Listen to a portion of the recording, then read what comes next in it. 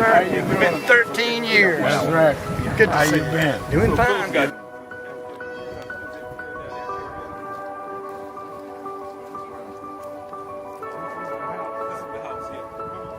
Right, last time. And we, Alexander Sharpton.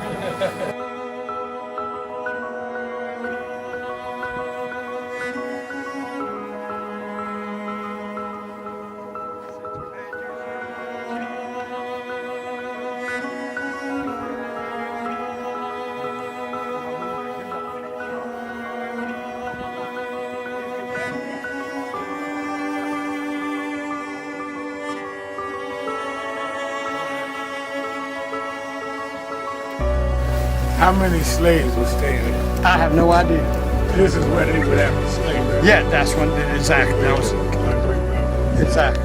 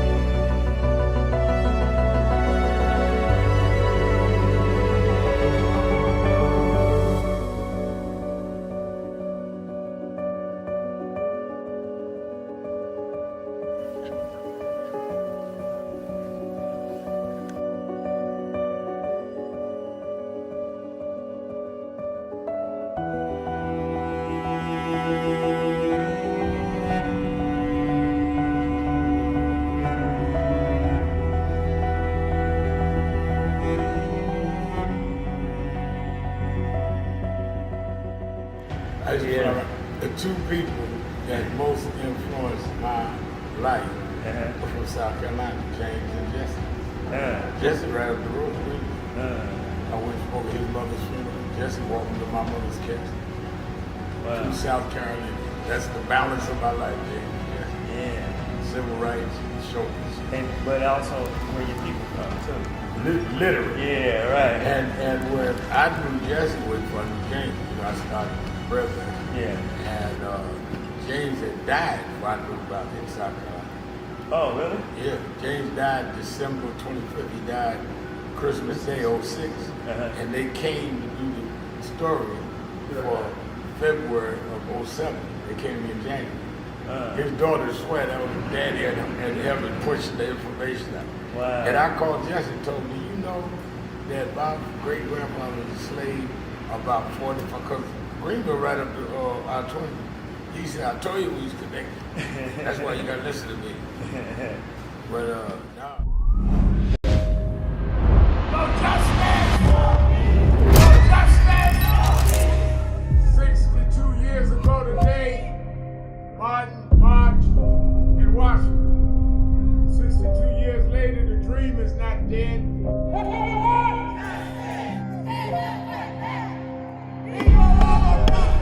I'm here because I must be here.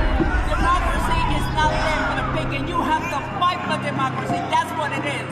What Trump will erase, we will replace. Is the dreamers in many cases have reversed and tried to turn it into a nightmare. We come to Wall Street rather than Washington this year to let them know you can try to turn back the clock, but you can't turn back time. We gonna keep the dream alive on Wall Street.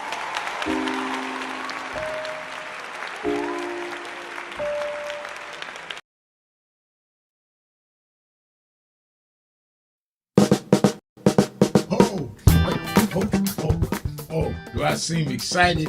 I am excited because this Saturday, the National Action Network Saturday Action Rally starts live on WBLS 107.5 FM in New York. We're going to expand. Every Saturday morning, we're live on WBLS 107.5 from 10 a.m. to 11. You'll hear the message. You'll feel the energy. You'll be involved. You won't be sitting around talking about, oh my God, look at what's happening. You'll be involved in dealing with what's happening. I'm excited, and you should be excited to turn on WBLS 10 a.m. every Saturday morning. I have a message for you, and if you want to, you can come to the House of Justice and be there live, 145th Street and Lenox Avenue. We kick off at 9, and we don't stop until we deal with getting our people energized.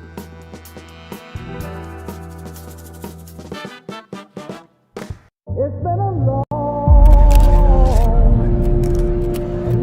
time coming, but I know 1968, Dr. Martin Luther King was killed in Memphis, Tennessee. And it has been the commitment of National Action Network to always, in the month he was killed, to let them know they killed the freedom. I have a dream today. They can't kill the freedom.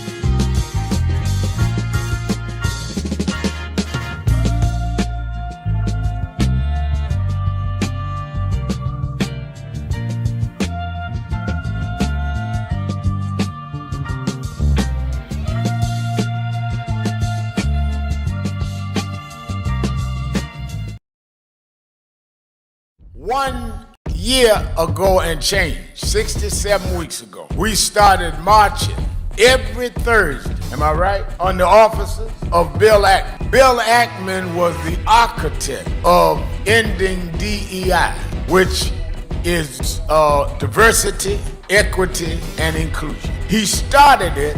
I want to give a little history because a lot of people get Negroitis and get confusion. I don't even mind your ego. Everybody need one, but you don't have to become contrary and duplicitous. We got to have integrity even among those with ego. So we started when they first came out against DEI. Now Ackman and them started it going to Harvard University, forcing out the first black woman and first black president of Harvard. We went to his office and been going 67 weeks. I went first 10, 12 weeks. And this brother, stand up, Reverend Ron McHenry, coordinator House of Justice. This brother has been there every week. Many of you here in the audience have marched every week. So we didn't just get in this. We were in it the day they came at Claudine got. Last year's convention, we dealt with DEI. This year we said that we're going at these corporations that had come out against DEI. Many of you, most of y'all I'm looking at was at the convention. And we hit Pepsi. Pepsi called September the 4th.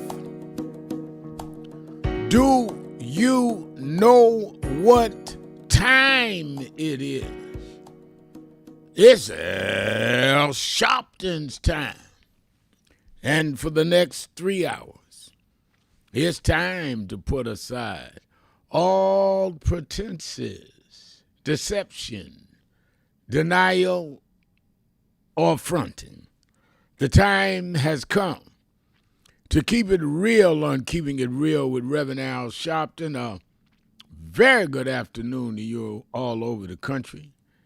And good morning to our West Coast listeners. Welcome to those listening on Sirius XM, Channel 126, The Urban View, where talk empowers and becomes action. Coming to you live from our National Action Network corporate headquarters in New York. And for the next 3 hours, you can join the conversation by calling me at 1-877-532-5797,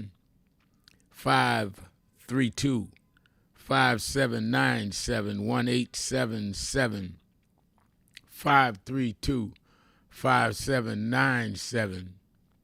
Or you can go on our live stream message board at www.nationalactionnetwork.net, www.nationalactionnetwork.net, and you can write a message on our message board, and I will read as many of them as I can on the air. Well, a lot is happening, and I really, really, really want to get into it and hear what you have to say. I suppose first and foremost in everyone's attention is Robert Kennedy Jr., Secretary of Health and Human Services, went through a real grilling on so far at the Senate panel that accused him of lying about vaccines, of endangering public health. Senator Ron Wyden accused Kennedy of lying and urged his removal. Swore to swear him in.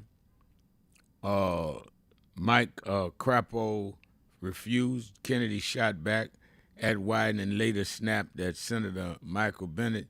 You're evading the question, breaking protocol amid protest in the room. There was some brawls. It's all around Kennedy saying he wants to cancel mandatory vaccines. Now, in Florida, they have done the banning. They have stopped the requirements of the vaccines for school children, and many people feel that this can cause children to come to school non-vaccinated and spread measles and other diseases. Kennedy does not believe in vaccines and is trying to do this nationally. They had the Surgeon General, I think is an appropriate title, do that in Florida yesterday. A black man announced it. Now, I might remind people that this debate has been going on since Trump was president, because Trump was reluctant about giving the vaccine that Dr. Fauci had out or had prescribed to deal with the COVID-19 virus. So that is, people always wondered, why did Trump in the first place put a vaccine denial in as Secretary of Health and Human Services? And I don't know. I think some of it was he was an outsider and he wanted to act like, wow, I got a Kennedy. The other was Kennedy was running independent, getting some votes, and by him bringing him in, he got his votes. But it's proven to be a disaster. He's fired some CDC people. There's been rebellions, mass resignations there at the HHS. So let's talk about vaccines, health care under Robert Kennedy and Donald Trump. Then the District of Columbia, Washington, has filed a suit against President Trump and the military, arguing the National Guard's use of domestic law enforcement violates the democratic norms. And instead, the D.C. Attorney General Brian Schwab said the deployment was unnecessary, unwanted, and dangerous. They're suing. As we still see Trump backing forward on the whole question of whether he's going to Chicago. Now, a twist is that the governor of Louisiana said, we need help here. I'm a Republican. Come on down here. So why is Trump wanting to go where he's not wanted and hasn't committed to where he's wanted? other than he is trying to, in many ways, profile black mayors, in my opinion. And Trump is appealing to the Supreme Court after a ruling limits his authority to impose sweeping tariffs. And again, for all of you that said, vote no matter, well, the way he has stacked the Supreme Court, it matters. And of course, Chicago's on the alert for the influx any day now of National Guard, even though the data shows that they've had less shootings this summer in Chicago than in many years. But I'm convinced Trump and them are not looking at data. They are looking at the politics and what they can do and not do with it. And I think that is important. And of course, at the top of the news, and I really want y'all to weigh in on this, is the victims of the Epstein minor, I don't even know what you call it. I said on Morning Joe this morning, raping minors. We need to call it out. And the names of those that did it. And many of the victims, now grown, went to Capitol Hill yesterday together, held a press conference, and said they want all of the files released. And if they don't, they're going to release all the names they can remember themselves. So it's getting ready to get hot and heavy. But the victim stood there. Even Marjorie Taylor Greene is standing with the victims. I never thought I'd agree with her on anything. So let's talk about all of this. Demetrius Jones is on the message board already saying, "Good day, Reverend Al. President is accusing Democrats of the Epstein files. He's clearly hiding something." Well, he ain't got to accuse nobody. Just put him out. I mean, that'll shut all that down.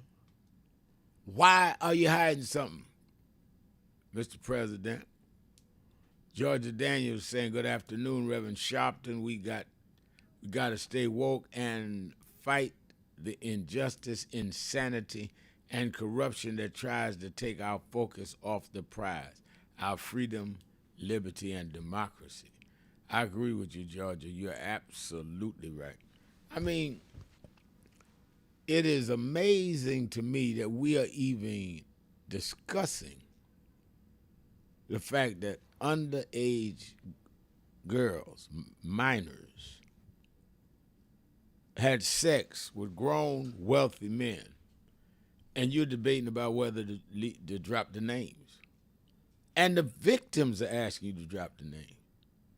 So either you got something to hide of your own doing or have something to hide of your friends.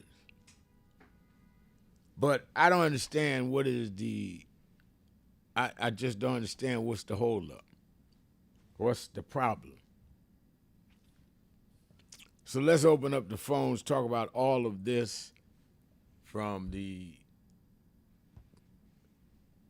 Kennedy interrogation before the Senate to the victims saying put out all the names of we will on the Epstein case to the, and this one is important, to the Supreme Court getting this case in Louisiana that will decide the future of Section 2 of the Voting Rights Act. If they come back saying you can no longer consider race in districting, because that was part of the Voting Rights Act, that in various areas that had a track record of denying or in some ways stopping down time-wise, impairing the voting of certain people based on race, that you have to have a certain district lines set out to make sure that everyone in the race is represented. If they kill that, the Voting Rights Act is dead. All of it. They're already weak in 4 and 5. They would kill it all if they take that out. So if there ever was a time for us to be mobilized and then together, it's now. That's why the march a week ago today was so important. We got to stay in the street and let them know we're not buying something. All right, let's take a break. I'll be right back. Start lining up your calls right now. 1-877-532-5797. Sharpton. Keeping it real. Be right back. No justice! No justice! 62 years ago today, Martin marched in Washington. 62 years later, the dream is not dead.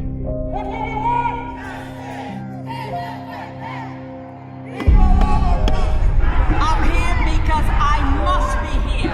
Democracy is not there for the pig, and you have to fight for democracy. That's what it is. What Trump will erase, we will replace. Is the dreamers in many cases have reversed and tried to turn it into a nightmare. We come to Wall Street rather than Washington this year to let them know you can try to turn back the clock, but you can't turn back time. We gonna keep the dream alive on Wall Street.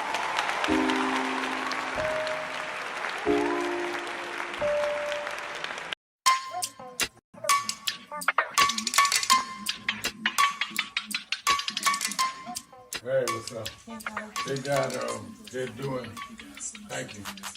They're doing, what's on your mind? Yeah. All right, then, oh, you got a birthday this week. I gotta talk about that. Oh no. Happy birthday this weekend. And Carrie White's birthday, right? Corey's birthday is today. Yeah, and I gotta tell birthday ready Daniel 5th chapter I want him to read. And I'm ready. Got a message from today, so we'll be on the air in what?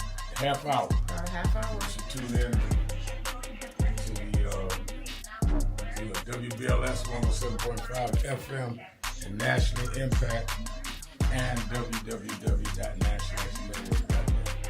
All right, I'm ready. Make sure you operate on time or I'll tell them I owe y'all.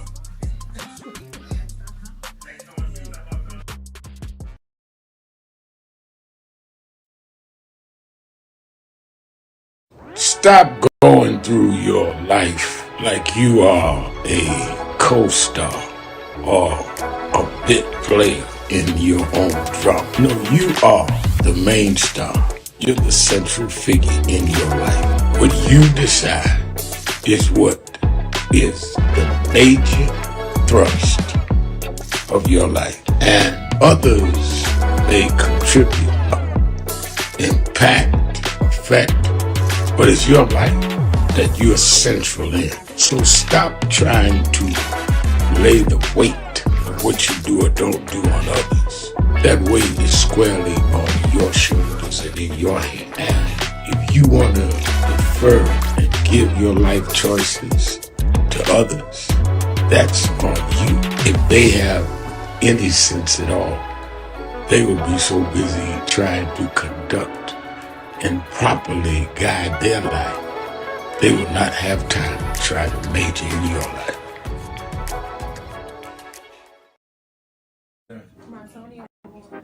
Oh.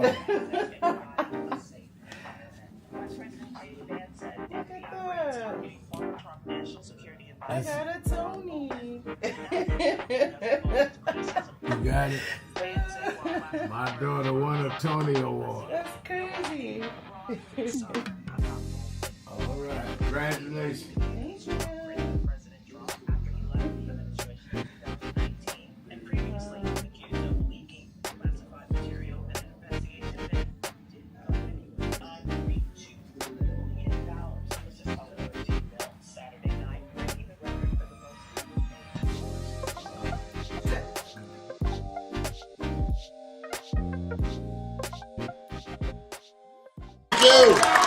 Thank you, guys. Thank you.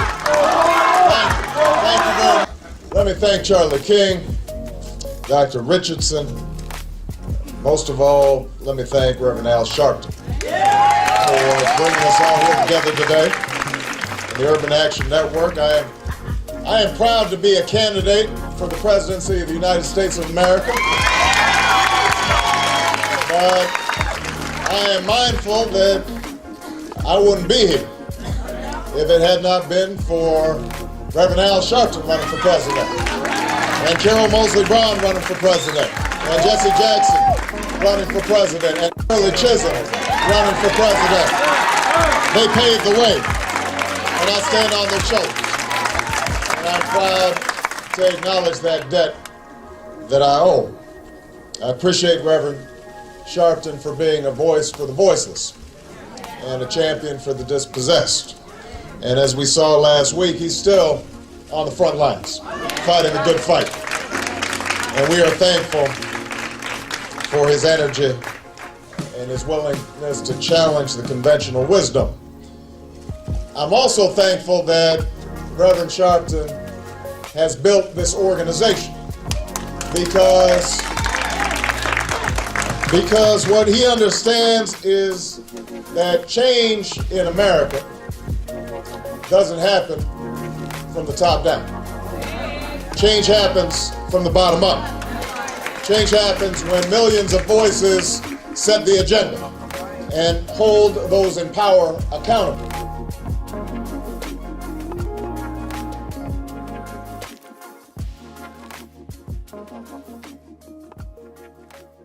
I want to ask you a question, and that is, what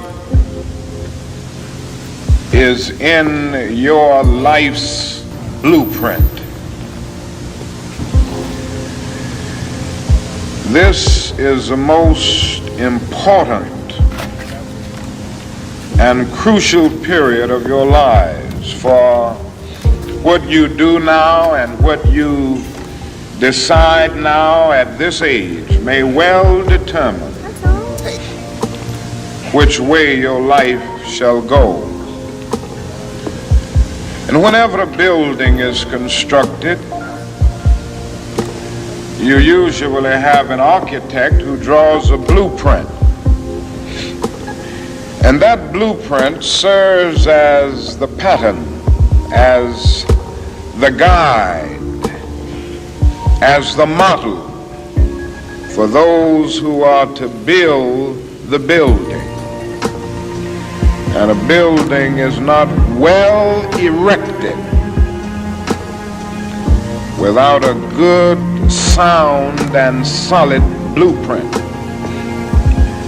Now each of you is in the process of building the structure of your lives. And the question is whether you have a proper, a solid, and a sound blueprint. And I want to suggest some of the things that should be in your life's blueprint. Number one in your life's blueprint should be a deep belief in your own dignity, your own worth, and your own somebodyness.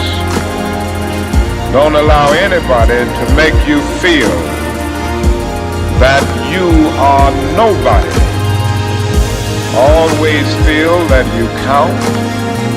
Always feel that you have worth. And always feel that your life has ultimate significance.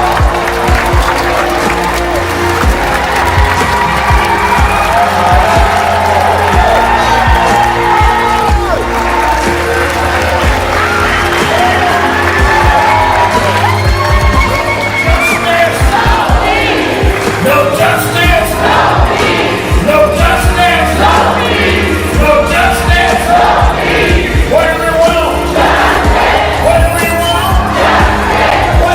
want?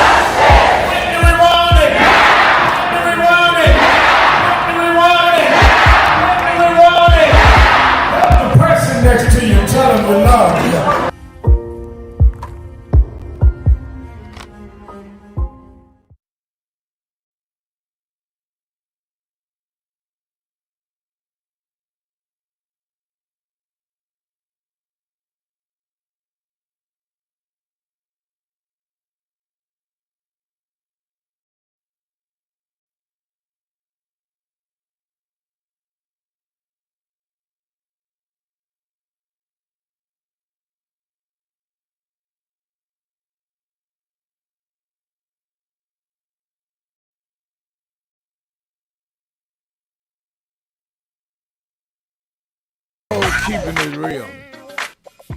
I am your host, Reverend Al Sharpton, and we're back 1-877-532-5797.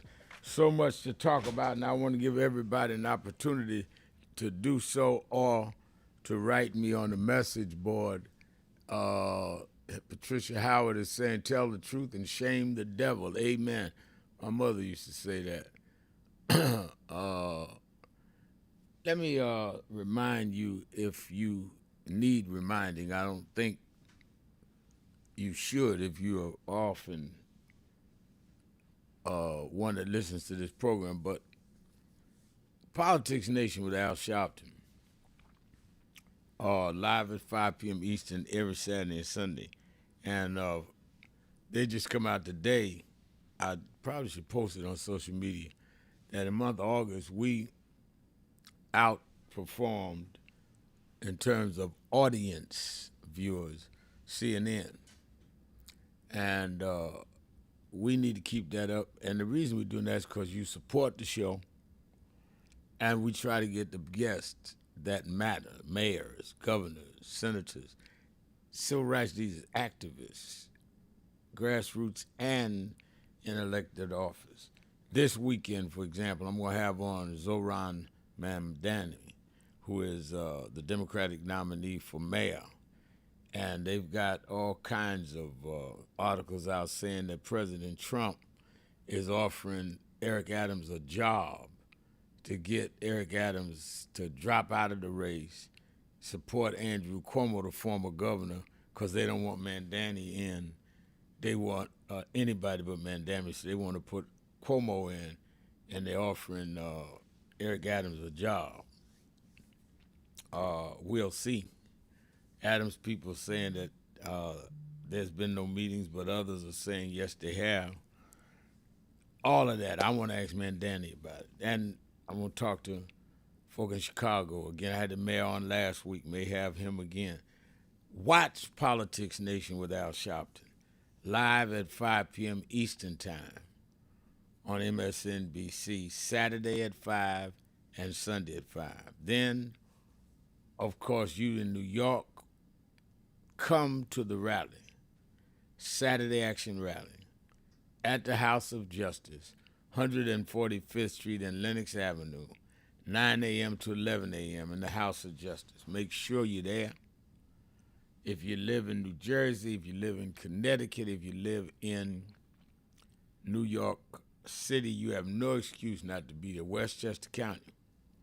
And these times where you have Section 2 of the Voting Rights Act at risk, I'm talking about they take out Section 2, you have no voting rights.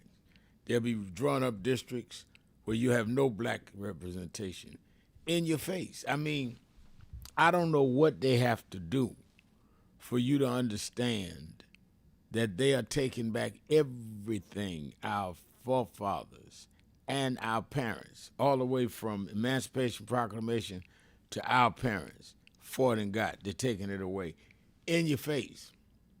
And you ain't got time to go to a rally or watch a TV program and tell your family to watch it. And you're going to wait till they strip everything down from you, then you're going to get mad. And I'm telling you, they're stripping it now. And if we get busy, we can stop it. That's why the march last week was important. And like I said, the lady on the air, she said, well, Reverend Al, I'm coming to the march, and I believe she did. She said, I ain't never been crazy about you, but you ain't nobody else calling nothing. I said, well, a lot of folk ain't crazy about me, and I ain't crazy about a lot of folks, but this is beyond who we like. It's about our situation.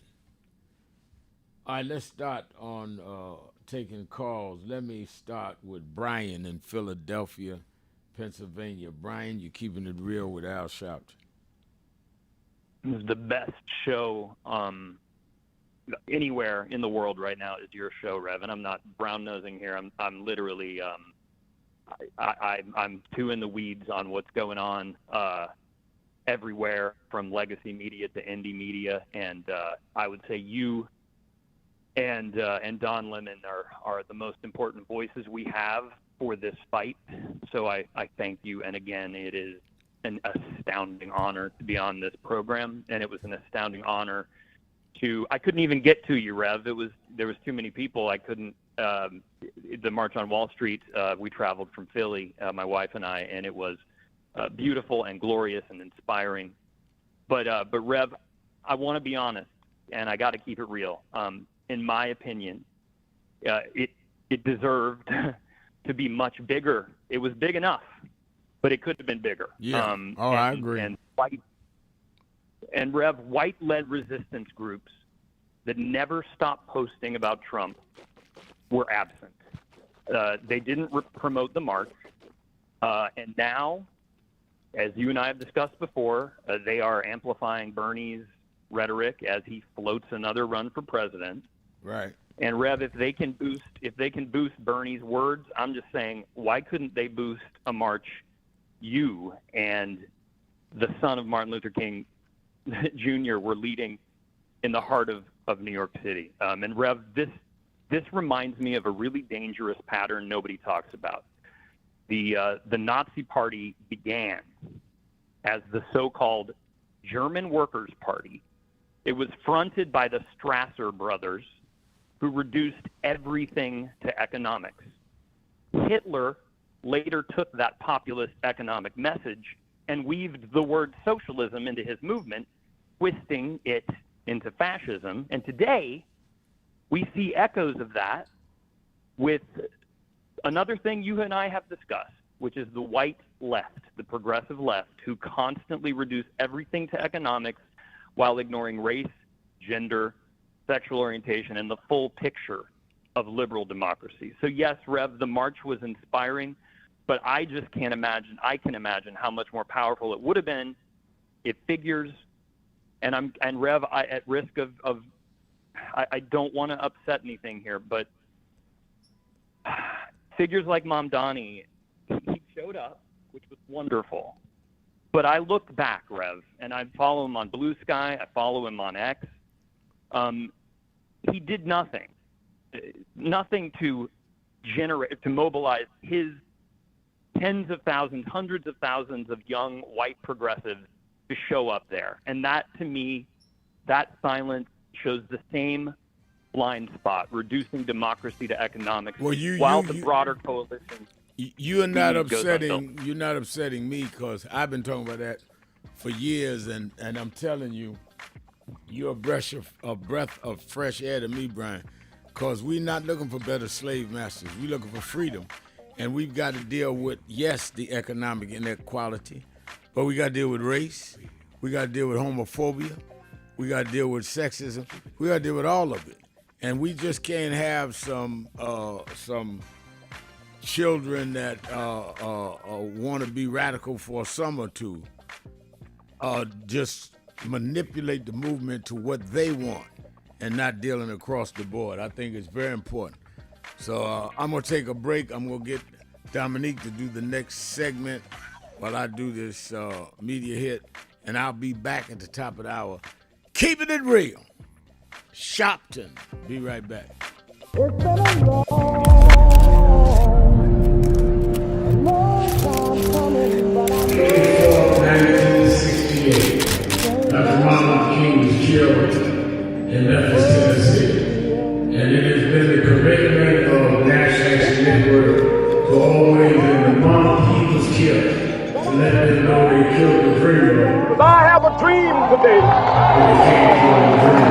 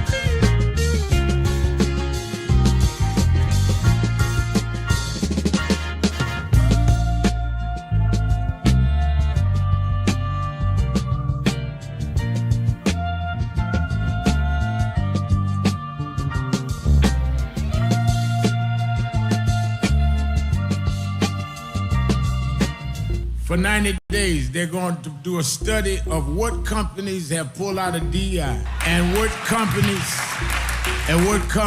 have a small margin of profit. And we in 90 days are going to announce the 2 companies that we're going after. And we're going to ask everybody in this country, black, white, brown, gay, straight, woman, trans, don't buy where you are not respected. Donald Trump can't make us buy your stuff. The Senate can't make us buy your stuff. In the name of Dr. King, we're gonna do what Dr. King did. Trump tweeted the other week, I'm a con man, don't call me the coin man. I'm gonna stop the coins from dropping in the wrong place.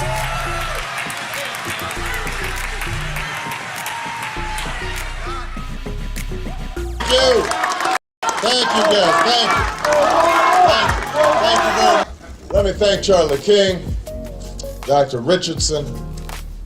Most of all, let me thank Reverend Al Sharpton for bringing us all here together today. The Urban Action Network. I am proud to be a candidate for the presidency of the United States of America.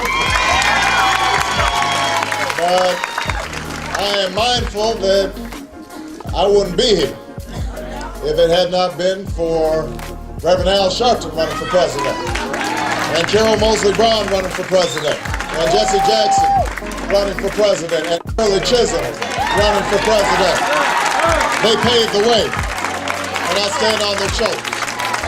And I'm proud to acknowledge that debt that I owe. I appreciate Reverend Sharpton for being a voice for the voiceless and a champion for the dispossessed. And as we saw last week, he's still on the front lines, fighting a good fight. And we are thankful for his energy and his willingness to challenge the conventional wisdom. I'm also thankful that Reverend Sharpton has built this organization because what he understands is that change in America doesn't happen from the top down. Change happens from the bottom up. Change happens when millions of voices set the agenda and hold those in power accountable.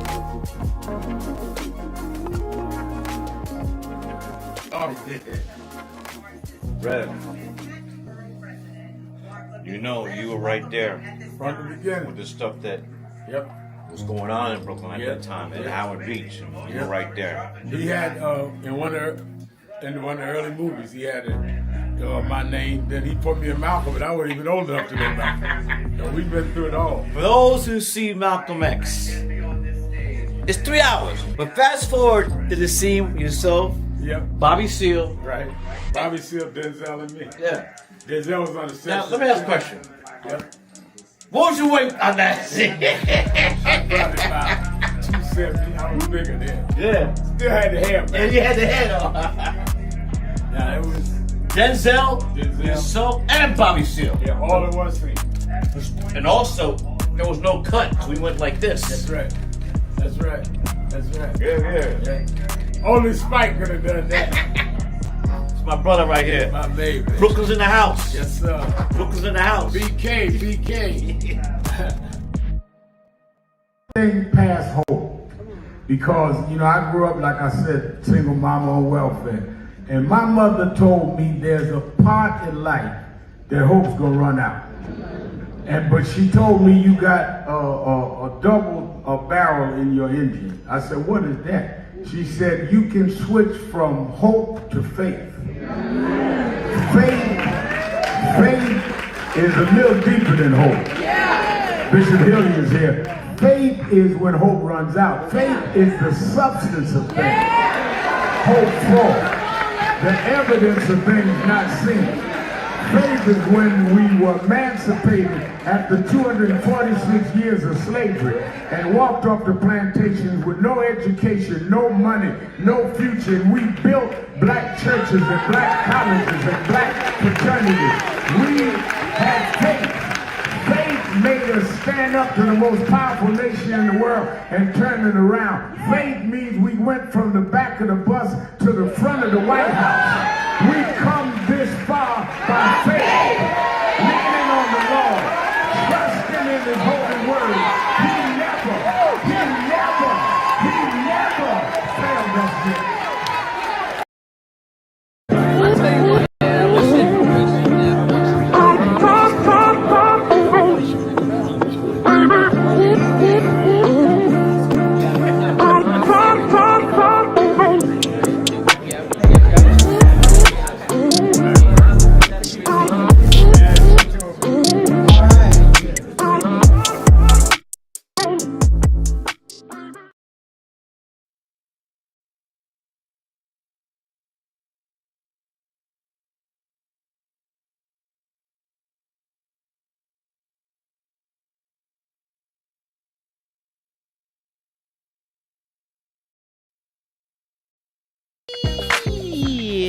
Keeping it real. I'm Dominique Sharpton, Reverend Sharpton's eldest daughter, sitting in just briefly for the Rev, and we are taking your calls across the country as always. We gonna keep it real today, and you can join in on today's conversation by calling us at 1-877-532-5797, 1-877-532-5797. We got a lot to talk about and certainly want to hear from you. We know you want to hear from the Rev, but we want to hear from you. Also joining us on the message board, good afternoon to everyone watching us via live stream on www.nationalactionnetwork.net. Let's go back to the phones and speak with John Spencer from Little Mountain, South Carolina. You're keeping it real. Good afternoon. Hey, how you doing, Dominique? I ain't spoke to you in about a year. Oh. You know, every once in a while, you know, you swing in there covering your dad, and you do a good job. But look, this is a statement I want to make. The reason why Trump is fighting this thing so regarding the Epstein files, you know, it's for a different reason people are not bringing out, and they're keeping it quiet. But let me just make this statement clear. Trump's wife is the hidden problem. She was introduced to the president through Maxwell's boyfriend, who was Epstein. It's not Trump trying to protect himself, because Trump is a bad boy. I mean, he'll fight a gorilla to prove a point. But when it comes down to that wife, I'm telling you now, most average men would try to, you know, eliminate or get rid of a problem if it comes around to making their wife look bad. I hear you on that, but you know, my thing is, and I will be quiet and let you finish. But my whole thing is, you know, release the files. Like, I understand what it is, but the standards are that the American people and the process of how we are governing this country, you know, need some accountability. So no matter what it is, you feeling you're hiding something or whatever, get it out there. Why is it that there's a different standard when it comes to this situation and it's not held in the same standards when we're talking about others? That's a question. But go ahead, brother. Okay. Yeah, let me just throw this in there for a second. You know, right now, Trump is the only thing that's keeping America from being what it was supposed to be by the forefathers. Educate, learn, correct, and grow forth. So what's happening is now Trump is white people's last hope on white being in control. That's the problem. There's nobody else. Once we get rid of Trump, guess what? The average white person, male, think he is Trump, but he ain't got the money to do it. He don't have the power to do it, so he stays very much neutral. But when you get the money and the power and the title, you be like Trump. Well, I just hate to say it, but that's it. He's it.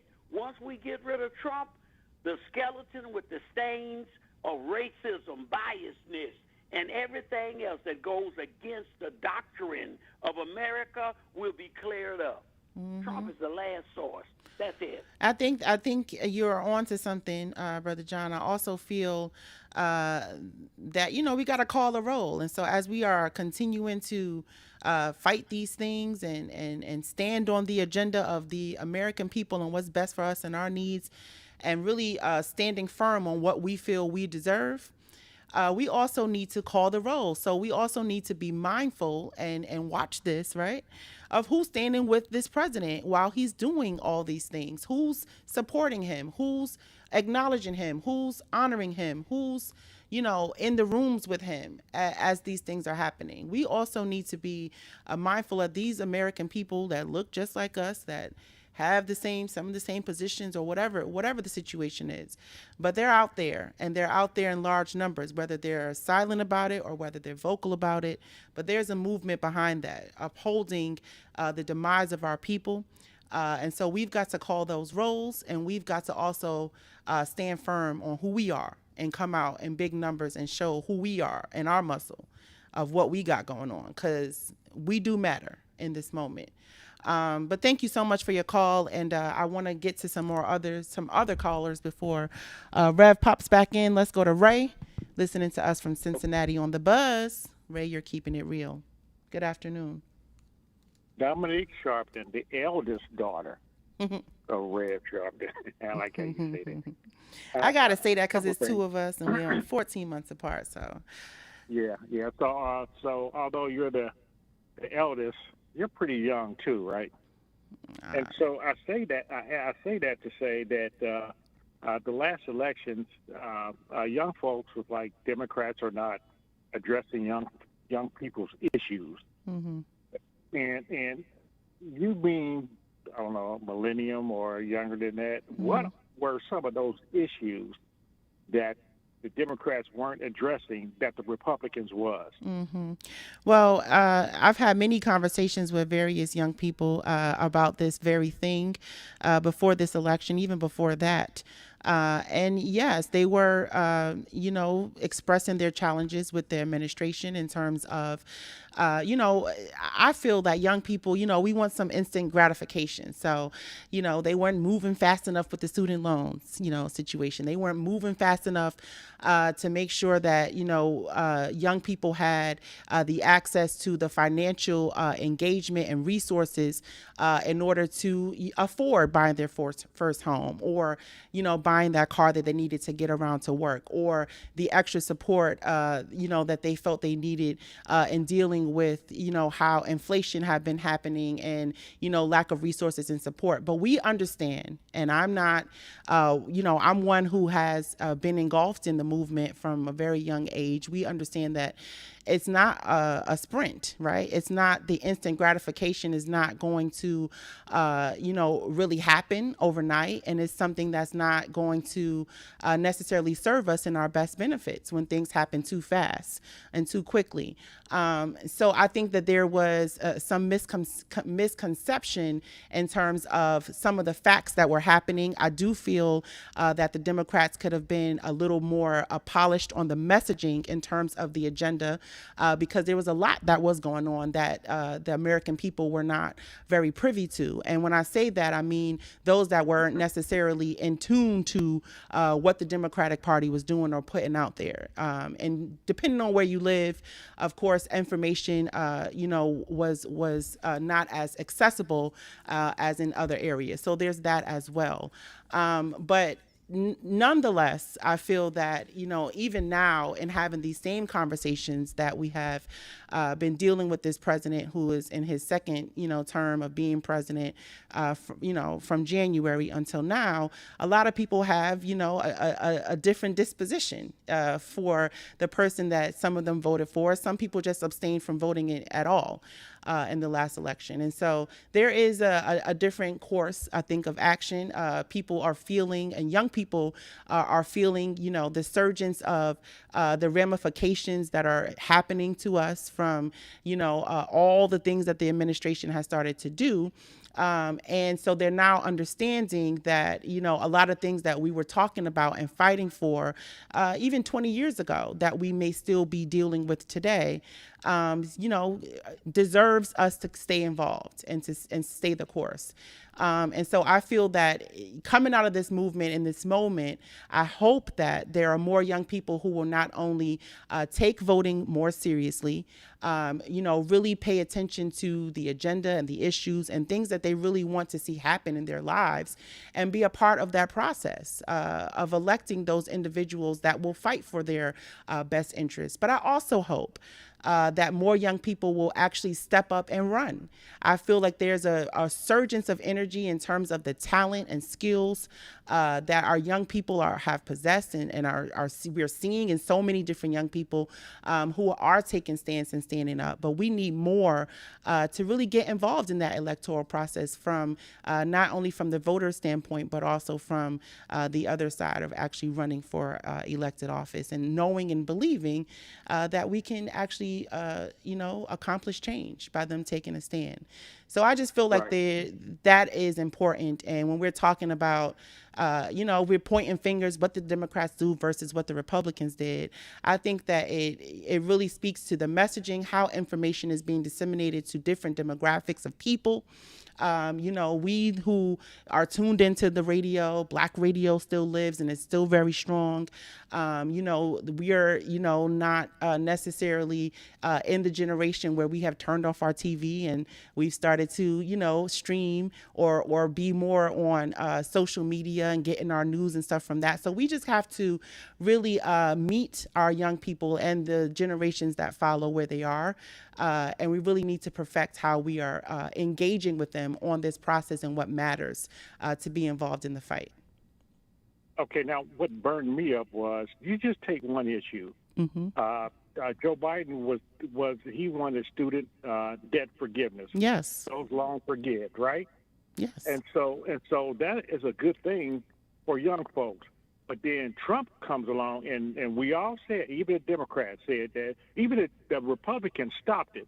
So if if I'm a young person with debt, I'm like, man, Joe Biden, he's going to forgive my loan. Mm-hmm. But the Republicans are like, no, we don't want that to happen. And you still voted for Donald Trump? Well, because he's also using the enticement factor too. He's saying, well, I'm going to eliminate taxes altogether, or I'm going to do this. So he's dangling these, shiny objects to, get the momentum of people to trust him or to believe in him. But he honestly can't, even carry out some of the things that he's even saying. So again, it really just goes down to, we have to be mindful of what information is being put out there, how we're engaging in these conversations of what matters and what we're doing about these issues in order to really rectify change.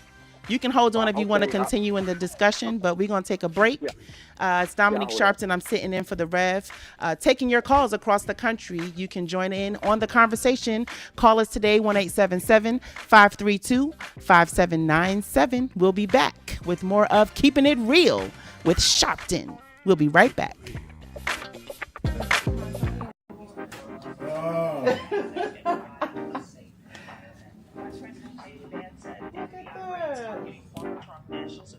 I got a Tony. You got it. My daughter won a Tony Award. That's crazy. All right. Congratulations. Thank you.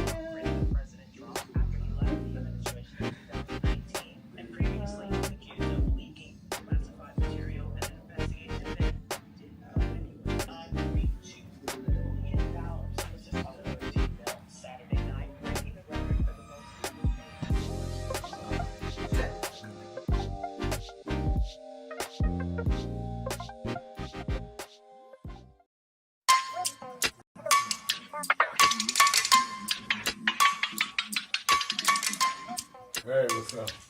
They got, they're doing, thank you. They're doing, What's on Your Mind? Yeah.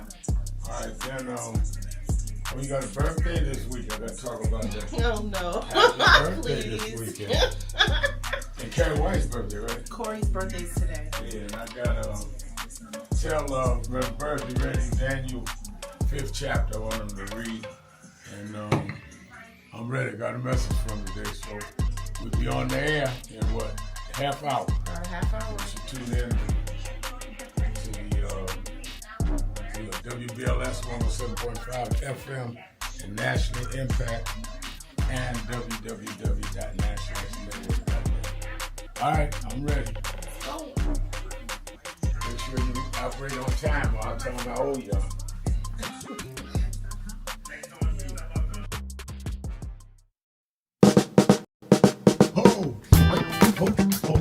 Oh, do I seem excited?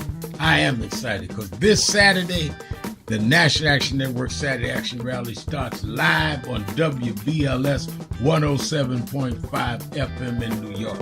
We're going to expand. Every Saturday morning, we're live on WBLS 107.5 from 10 a.m. to 11. You'll hear the message. You'll feel the energy.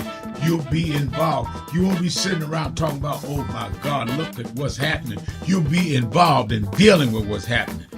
I'm excited, and you should be excited too. Turn on WBLS 10 a.m. every Saturday morning. I have a message for you. And if you want to, you can come to the House of Justice and be there live. 145th Street and Lenox Avenue. We kick off at 9, and we don't stop until we deal with getting our people energized.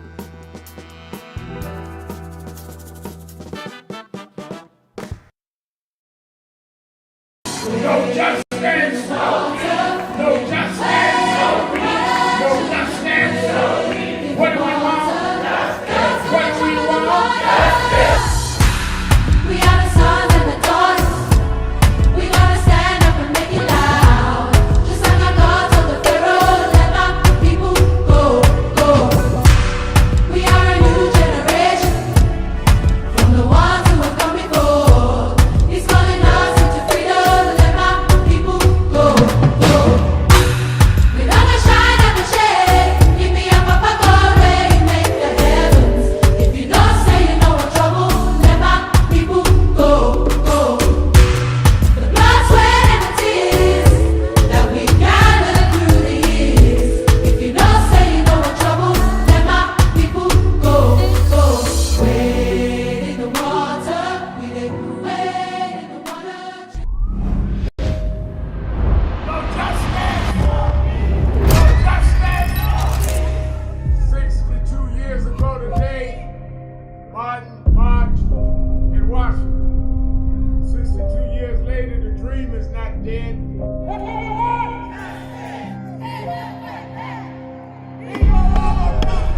I'm here because I must be here.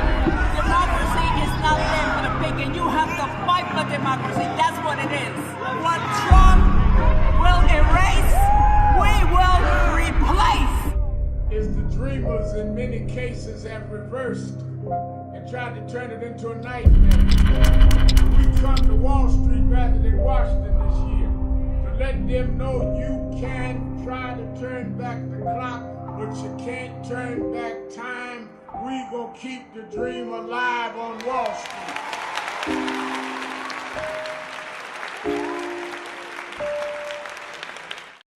I want to ask you a question, and that is, what is in your life's blueprint? This is the most important and crucial period of your lives, for what you do now and what you decide now at this age may well determine which way your life shall go.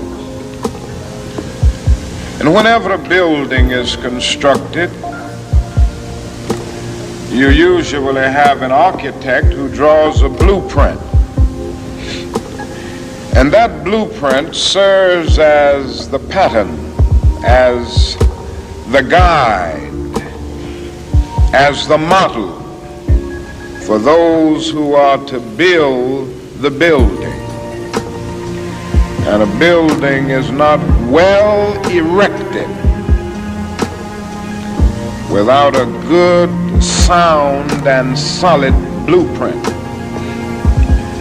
Now, each of you is in the process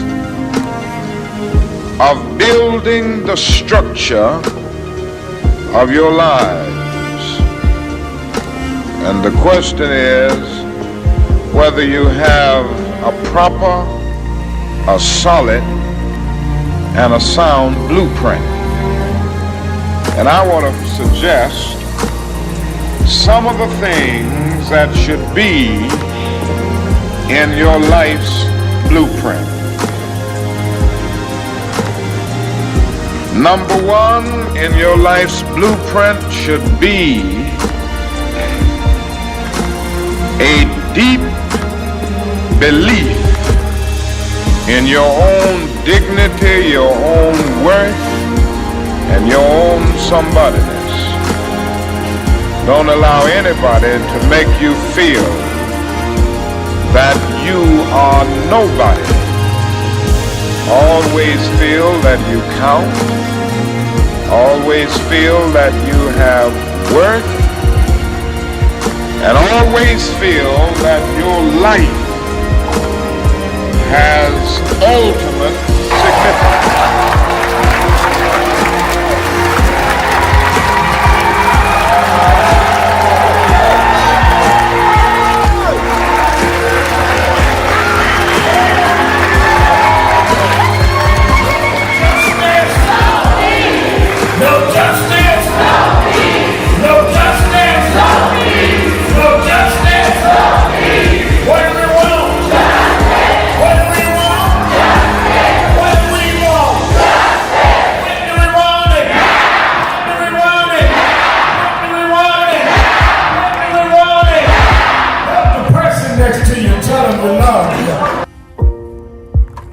Stop telling yourself you're not confident of what you could do.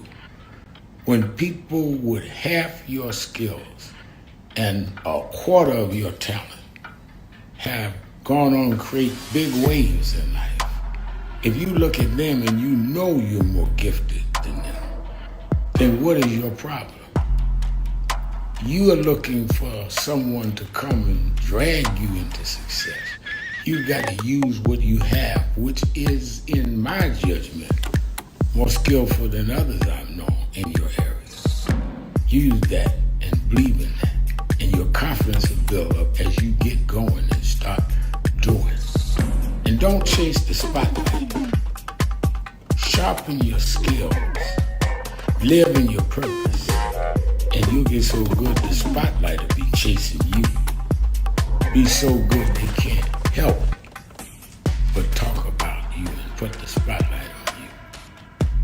You don't get your energy from chasing the spotlight. You get your energy by chasing your purpose. The spotlight and other adulation will come with it. Have a great day.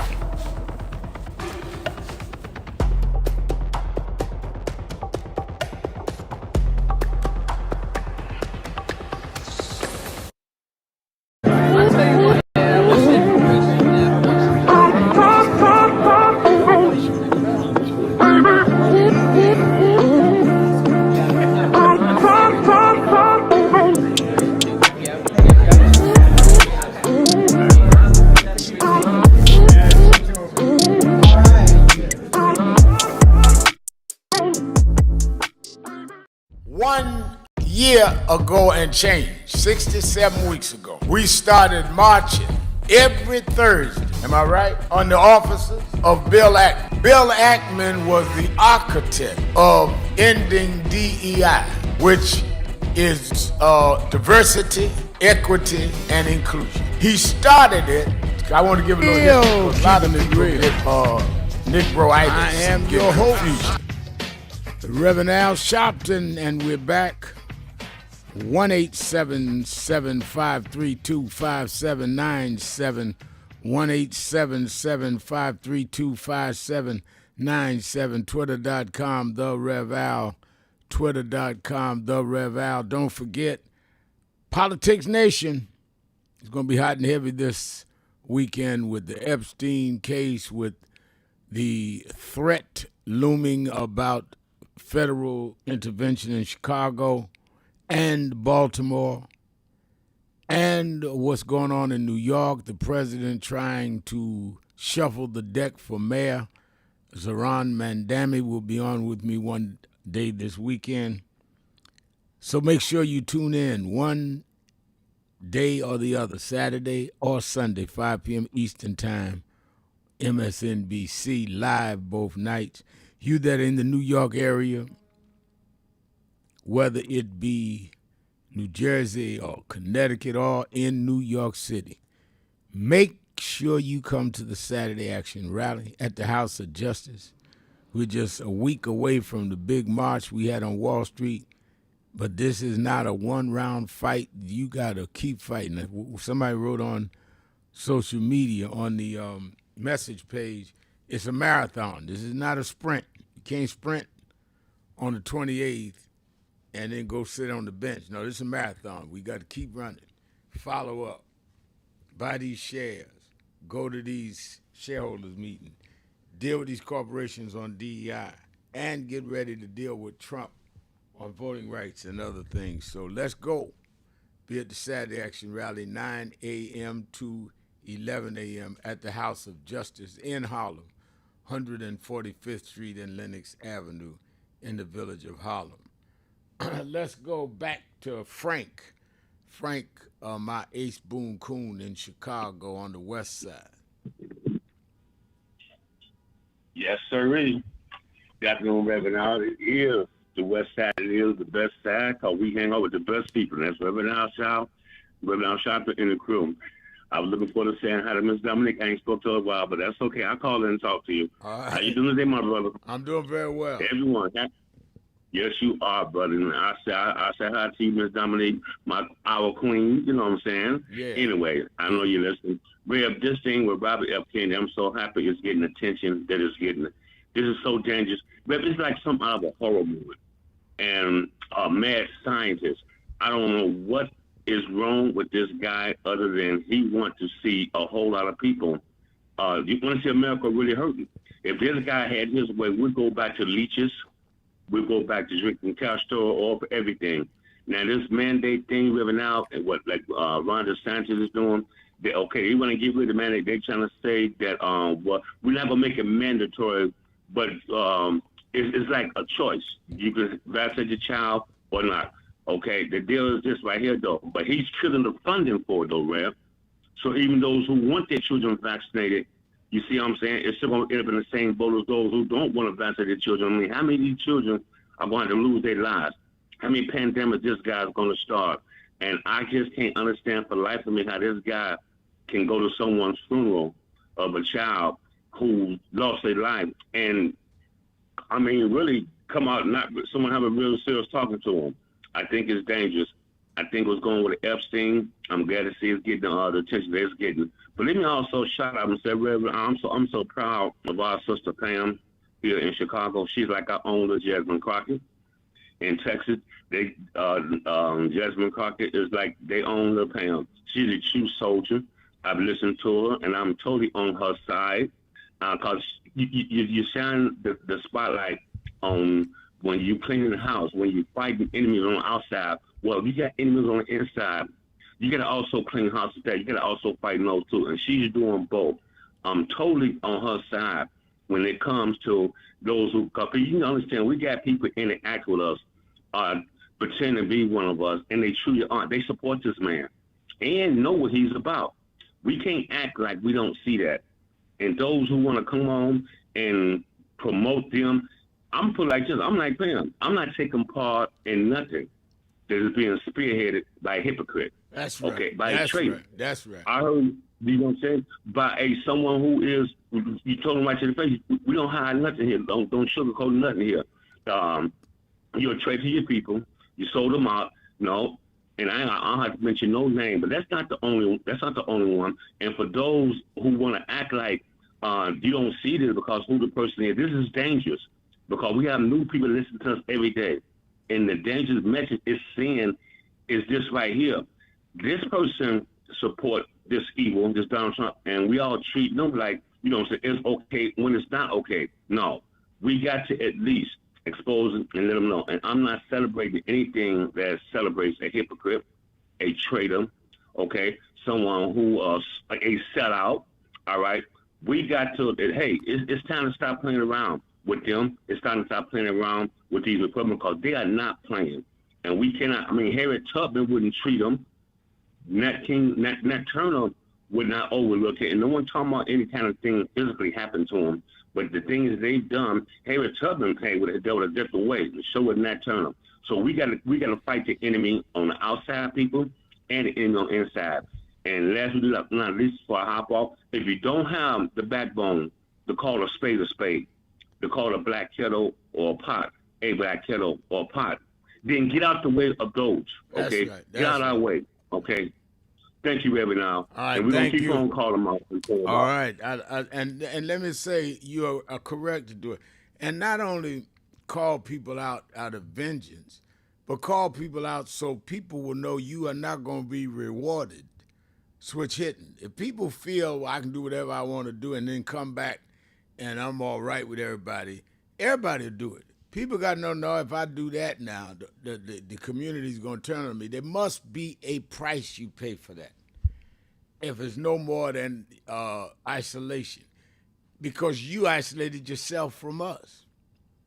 So no, we can't let that go. And doesn't mean that we beat you up or hostile to you. You ain't in the circle no more. And whatever you say, we look at an outsider saying it. You can talk, but you ain't family.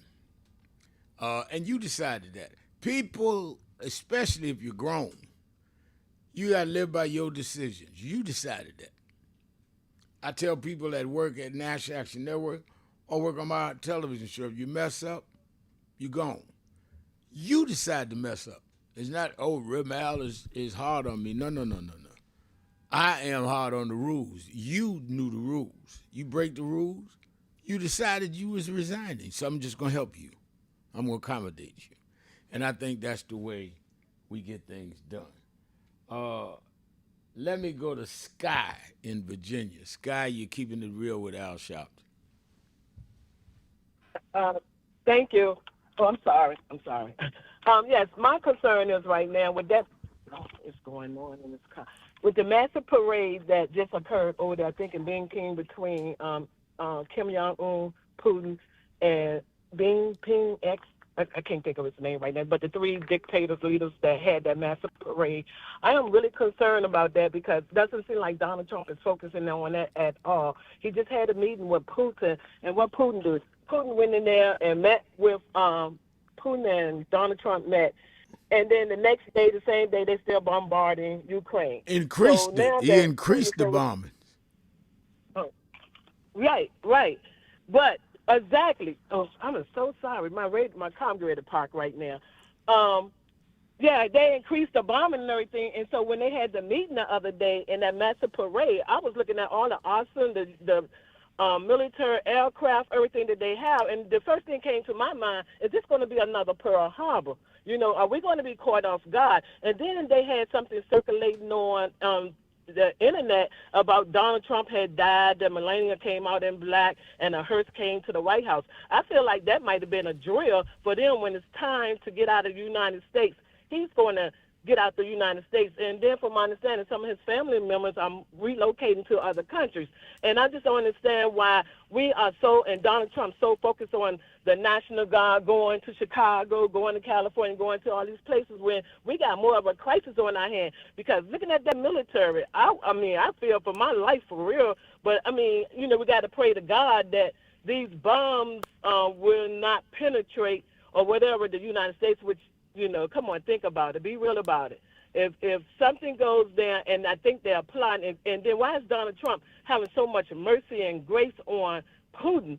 Putin, he's just talking about Putin knows where I stand. Yeah, because you were telling Putin, you need to hurry up and make a move. You need to go ahead and blow up Ukraine. And then if y'all going to drop the bombs in the United States, because I can't keep doing what I'm doing. And then also I was told that when Donald Trump is in the White House, that the soldier or God or a troop, somebody out there letting you know the president is in the White House. And they say now that God or that troop, sometimes the president is not in the White House, but the guard is standing on duty 24/7. Why? That's a good point. You make a great point. Let me take a break. We'll be right back. Thank you for your call, Sky. We're going to take a break. Be right back. Keep it real. Sharpton. Be right back.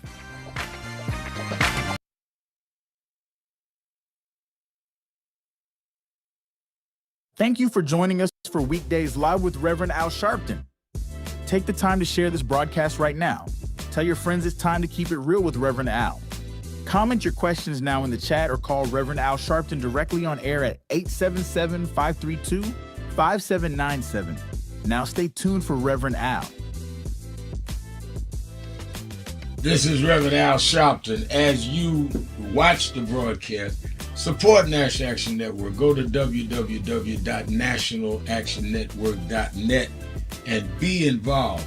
You can join, take your membership right online, www.nationalactionnetwork.net. Getting ready to start the program, but we need you to be part of the movement.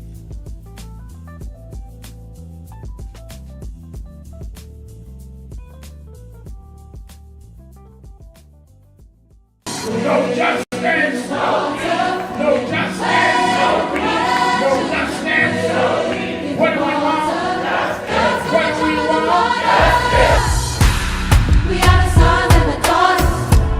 We gotta stand up and make it loud. Just like our God told the Pharaoh, let my people go, go. We are a new generation from the ones who have come before. He's calling us into freedom. Let my people go, go. We gonna shine and we shake. Give me a papa God rain, make the heavens. If you don't say you know what trouble, let my people go, go. The blood, sweat, and the tears that we gathered through the years. If you don't say you know what trouble, let my people go, go. Wade in the water, we did wade in the water, children. So who is Al Sharpton anyway? Who is this 33-year-old preacher without a church? A number of black New Yorkers as well. He is little more than a pudgy exhibitionist who can be counted on to show up, bullhorn in hand, at every racial incident.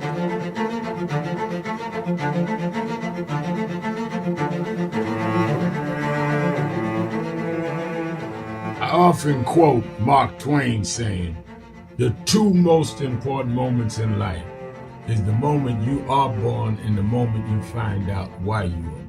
I had a very troubling conversation the other day that prompted me to do this little video. Young man that I've known a while came to me and he was crushed. I mean, really crushed, because people were criticizing his work. He's in the ministry, but he's also an actor. And he said he couldn't understand why people were jumping all over, criticizing him, trying to find scandalous and derogatory things about him. And I told him, I said, you know, you're very young. You don't know the road I've traveled. They call me everything but a child of God. A blabbermouth, a loudmouth, too flamboyant, an agitator, a racist, I had to know. Yeah, right. I was not defined by how others saw me. I was defined by how I saw myself and whether I was being true to myself. Some of you watching this don't like me. And it doesn't matter as long as I know what I'm doing and I like me for being real. So I'm doing this video to say to you, whoever you are and whatever you do, you may not be in ministry or social justice, none of this stuff, but don't live your life worried about opposition or people that don't like you. You can turn that around. Use me as an example. The same people that call me a scam artist, a con artist, a sellout, or racial hustler and all, I kept going. And the people I respected started respecting and publicly embracing my work. When Coretta Scott King, the widow of Dr. Martin Luther King Jr., had this to say about Al Sharpton.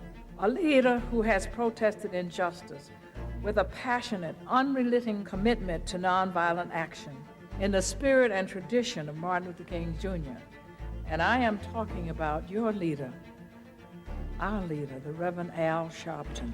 The other thing that hasn't changed is the National Action Network's commitment to fight injustice and inequality here in New York City and across America. And that's not only a testament to Reverend Sharpton, it's a testament to all of you who are here tonight. First and foremost, to Reverend Sharpton. I saw him when he first came on the scene, and I have marveled at his tenacity, at the development of his intellect, and his devotion to our movement, and much he has contributed to the world we are experiencing. I am honored, and I must say that when I had my debate with Dr. King on the issue of the church and religion, he didn't warn me that after his departure, his space would be filled by another preacher, and that preacher would be Al Sharpton. All you want in life is people that matter to you to say you did all right. And more important, that you can look in the mirror and say you did all right. Thank you, Rev. Thanks for that introduction. Look, we've known each other for a long time. I'm grateful not only for your leadership and partnership, but quite frankly, more importantly, for your friendship. And thanks to all of you, members of our nation's most important civil rights organization. You have been, over all of your years, such an extraordinary leader. You are a voice of truth, a voice of conscience, a voice of practicality around what we must address and what we can do. And I thank you so much for your friendship. I remember that most of the youth around Al's age, he was about 12, wanted to be like Connie Hawkins, a great basketball player, legend, or Earl the Pearl, or Clyde Frazier. Al wanted to be like Adam Powell, a powerful preacher with a social justice gospel. He was very close to, at that time, to Reverend William Augustus Jones, powerful preacher and social justice advocate, and Reverend Gardner Taylor stayed right down the street, and Bishop Washington, whose church he came from, and Reverend Sandy Ray. He wanted to be like these giant preachers. He wanted them to have the edge, however, of the King's social justice dimension. He wanted to be like them, now he's one of them.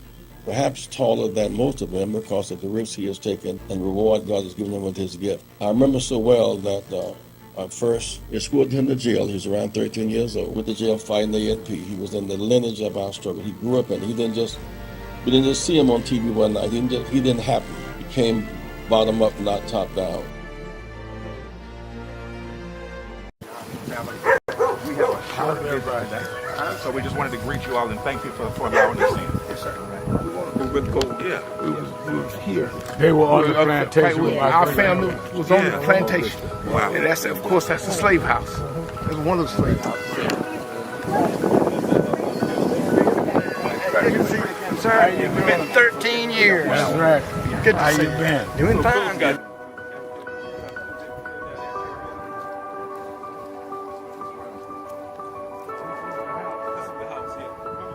Front last time, and we Alexander Sharpton.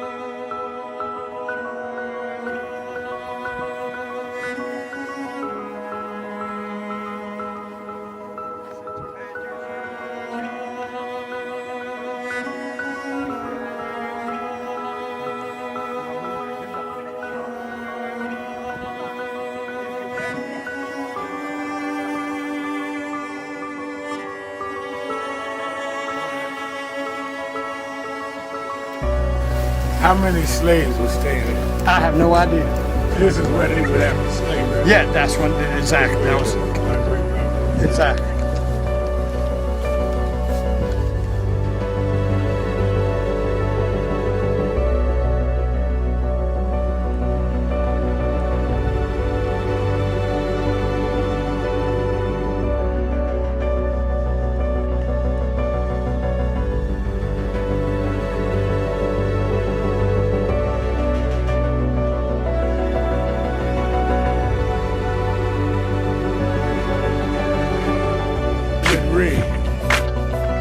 I'm your host, Reverend Al Sharpton. 1-877-532-5797, 1-877-532-5797, Twitter.com, The Rev Al, Twitter.com, the Rev Al, and we are certainly getting a lot of calls as well as people on our live stream. Michael Keith is saying, good afternoon, everyone. Happy blessed Thursday. Sharing is caring, everyone. Uptown Harlem is watching. And Disco Brian Davis saying that Sky kept it real, and New York City has no choice but to elect Mandani, but then it's going to be imperative for Democratic leaders from Congressman Hakeem Jeffries to Reverend Sharpton to hold Mandani accountable. He needs to reject the anti-Democratic Party, OG DSA, explicitly. And the more I get from Disco Brian Davis, the more I like him, because I think that progressives, as they call themselves, cannot be regressive on our issues. I think that we have to have the right mayor, but not at the expense of the Speaker of the House that's going to set a national agenda. And if you're talking about going up, having people go up against Hakeem Jeffries in a local race, but want us to support you in a local race, that is not a respectful or serious conversation. So Disco Brian Davis hit on something there. He also wants me to make sure when I have Zoran on this weekend on my show, I ask him about communist China and Putin and the rest, and I will. Thank you for your text. I'm joined now, as I am every Thursday for the last hour and a half of the show, by our policy wonk. She is the CEO of the Protestant Welfare Agencies in New York and is the vice chairman of the national board of the National Action Network, and that is, of course, attorney Jennifer Jones Austin. How you doing, Jenny? I'm good, Reverend Sharpton, and I'm glad that I have an opportunity to be with you all once again this Thursday afternoon, doing really well. Little bit of R&R, but always need to be with you. Whenever I can, I'm going to make it a point to be with you all here on Keeping It Real. Yeah, well, I know you deserve a little R&R, but you texted me early this morning and said, what are we talking about? So even in your R&R, and you I don't even believe you're in the country, but you stay on your post. I got to. This is a tremendous honor to be with you every Thursday and with your listeners and your callers. And, it keeps me on my toes and keeps me engaged. And so I'm just ever grateful and thankful. Good to be here. Let me ask you, as a lawyer and as one of our leading black women leaders and policy thinkers, the whole case front and center about the releasing of the Epstein files and the fact that all of these victims, I mean, just one right after another, came forward yesterday, and even Marjorie Taylor Greene had to stand with them. Talk to us as with your legal hat on about what could be any justification for not releasing all of the files. Why are they dribbing this at us? And now you have the victims there saying, put it all out, or we gonna call the names we remember. I struggle to come up with a true legal justification. Cover up, protecting people, those aren't legal justifications. The fascinating thing here is that I should about to say our president, the president of the United States, is calling all of this irrelevant. He's calling it a hoax. He is saying that to release these files would, hurt innocent people. The victims are innocent people. And Donald Trump should be the last person to say he's concerned about innocent people being hurt. He has never been concerned about innocent people being hurt. I mean, most recently, you would not slash Medicaid and SNAP. You wouldn't cancel hundreds of thousands of federal jobs if you were concerned about innocent people being hurt. He would have stood up when people acted with the insurrection that he essentially spurred on.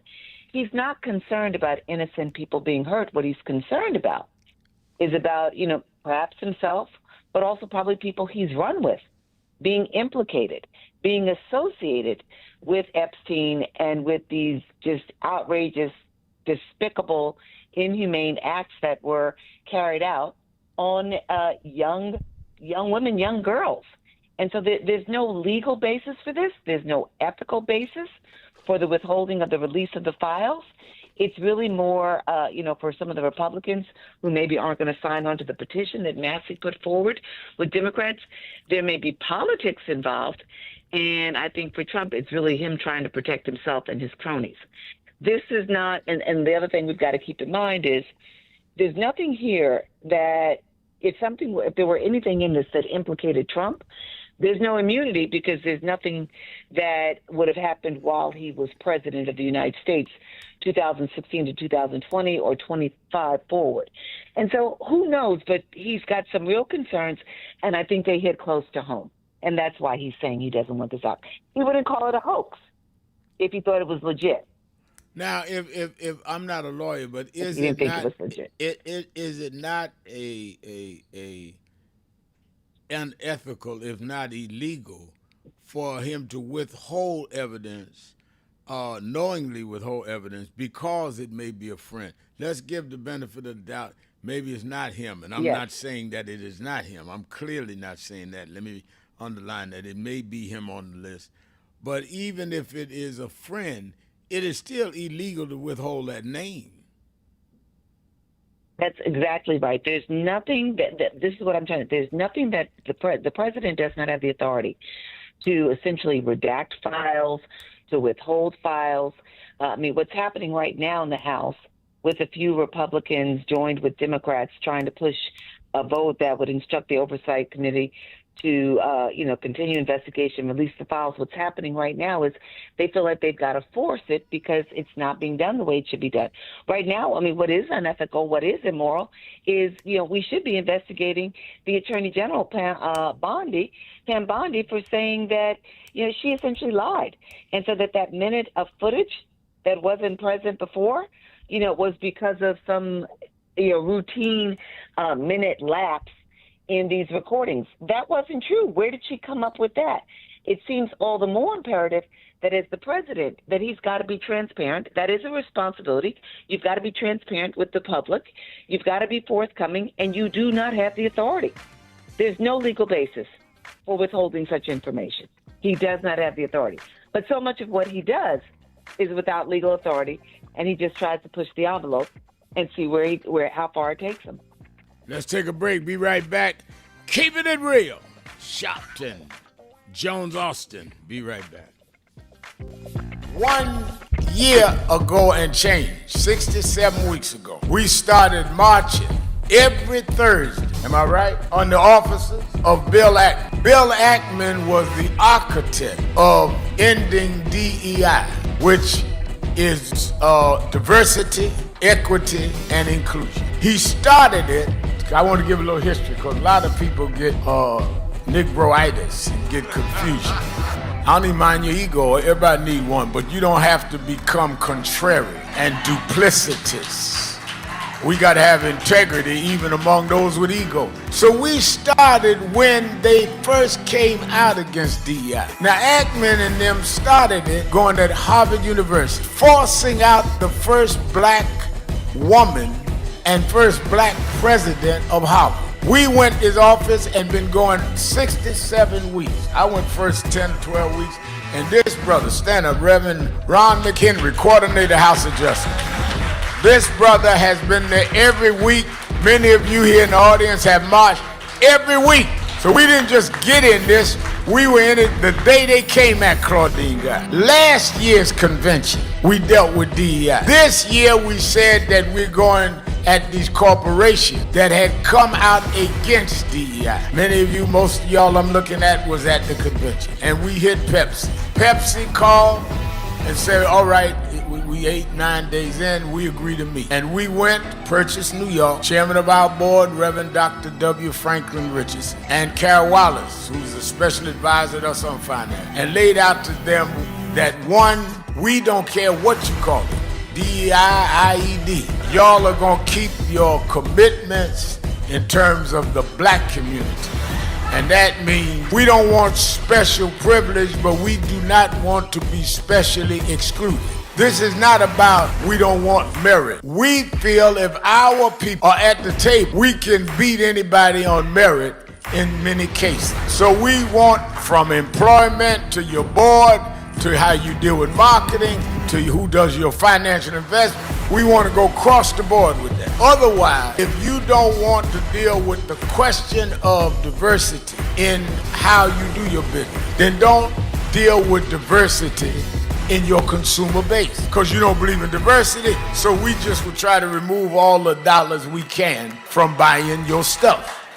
In fact, I told the chairman, maybe the chairman of the board, maybe the CEO, I said, in fact, I learned that not from growing up civil rights, I learned that from Donald Trump. I said, what do you mean?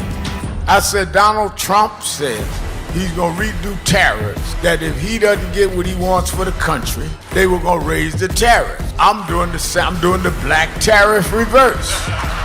If we don't get what we want, I mean, y'all can't be for Trump and tariff and not be for us in the African American community with a tariff.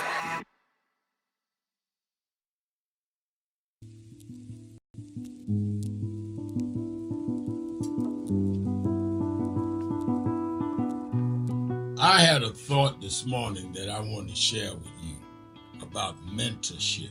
I am able to do a lot of what I do because I had great mentors, but there are correct ways and incorrect ways to mentor people, in my opinion. I was mentored as a boy preacher by Bishop F.D. Washington, one of the great Pentecostal preachers of his time. Then Reverend William Jones, who became my pastor after Bishop Washington died, who was unquestionably in the top 5 black church ministers, theologians. Reverend Jesse Jackson, who I started my activism under his leadership, he and Reverend Jones. And I learned politics directly as a youth director from Shirley Chisholm. So even though I didn't finish college, I had the most unique education in the world from being exposed to giants. But the one thing I learned is as I grew older and people started coming younger than me and wanted me to teach and mentor them, the magic of the mentors I had is they did not want me to be their clone. They wanted me to learn things from them and use my own gifts and talents in my own unique way and let me do things on my own, because they knew that if I flopped in some things, it would teach me for the other things. They'll come and help me once I was down, but they were not going to have me avoid being down. And they were not going to impose themselves on me. Why am I saying that? Because too many mentors want clones. And too many mentees want their mentors to put them on a pedestal. Oh, so-and-so didn't do this for me. Oh, so-and-so didn't open doors for me. If they got to open doors for you, it may mean that they knew you weren't ready to go through those doors. Their job is to prepare you. Your job is to develop your own skills, your own unique ways. And I don't care if it's my daughters, who both have come into their own, or anyone else. I'm not a talent agent. I did not form National Action Network to give people their step up. I formed it to fight for justice for everybody. If talented people get in, it's my job to invest and give them a platform. It's their job to get on the platform and perform and show their ability. Sitting with me today in the office as I talk about it is one of my mentees, Reverend Stephen Marshall. Now, Stephen, you just came around us when you were how old? 11 years old. 11 years old. You just turned 40 and now you're called to the ministry? Yes, sir. And what do you do in National Action Network? I formulate policies, lead in various regions, but most importantly, I senior advisor to you on all things from social justice strategies, politics, intergovernmental affairs, you name it, community organizing, all of that stuff. And I could go through scores of others. My daughters started Huddle. They got huddles now, which is for young people to meet once a week all over the country. I just saw the video from the Las Vegas National Action Network chapter. Now, when you decided to preach, did I ever tell you to become a preacher? Not one time. Who called you to preach? The Lord. All right. And did I say go to this school or that school? No, sir. Did I open this door, that door? Did I tell you be ready when the doors open? Always be ready and prepared. And that's what I'm saying. Get you some young people than you that you can help along the way. But don't be their talent agent. Their talent must speak for themselves. And anybody that grumbles with you about so-and-so didn't do something for them, maybe it's because they didn't feel you were ready, or that they felt if they did it, you wouldn't do it on your own. But we all don't live forever.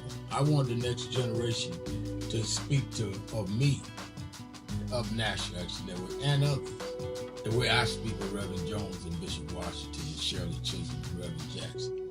But I just don't want young people to feel that somebody ought to give them the reins of leadership or give them the reins of business or whatever it is you're in. You need to learn from their journey, get the pearls of wisdom from them, but don't have them do for you, because then it means you can't do it for yourself.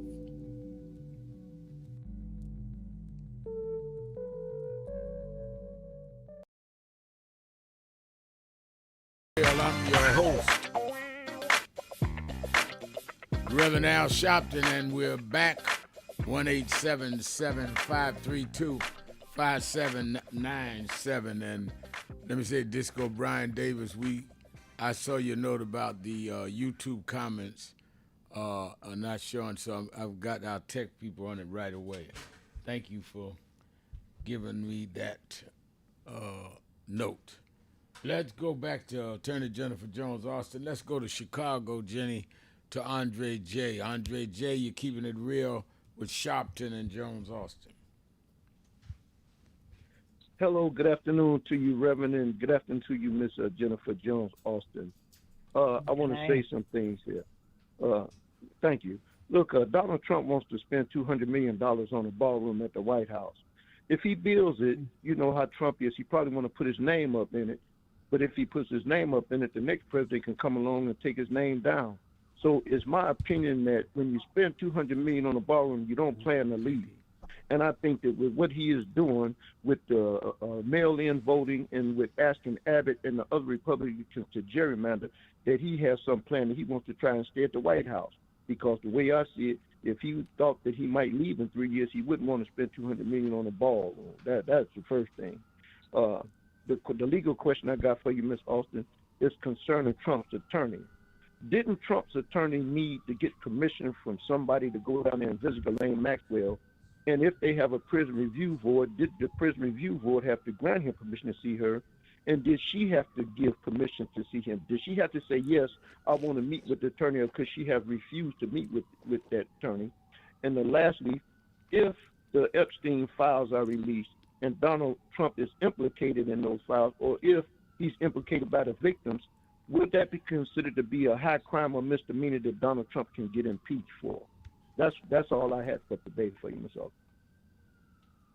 So I'm going to have to ask you to repeat the second part, but let me just tell you that with respect to Ghislaine Maxwell and the attorney going to talk with her, he should not have done that. But I guess what I keep on coming back to is there are a lot of rules in place for who can talk with whom and under what circumstances. The challenge that we have right now in this moment is that the approach that Trump takes to everything, every single thing that he does is I can go with executive orders to remove birthright citizenship, executive orders to end DEI with federal agencies and extending it beyond to law firms, to schools of higher education, anything and everything, deploying federal troops in Washington, D.C. and threatening now to do it in Chicago and in Baltimore. The approach that he takes with everything is, let me test the law. I may not have the legal authority to do it, but, if nobody stops me and if the judges side with me, then I'm going to keep going.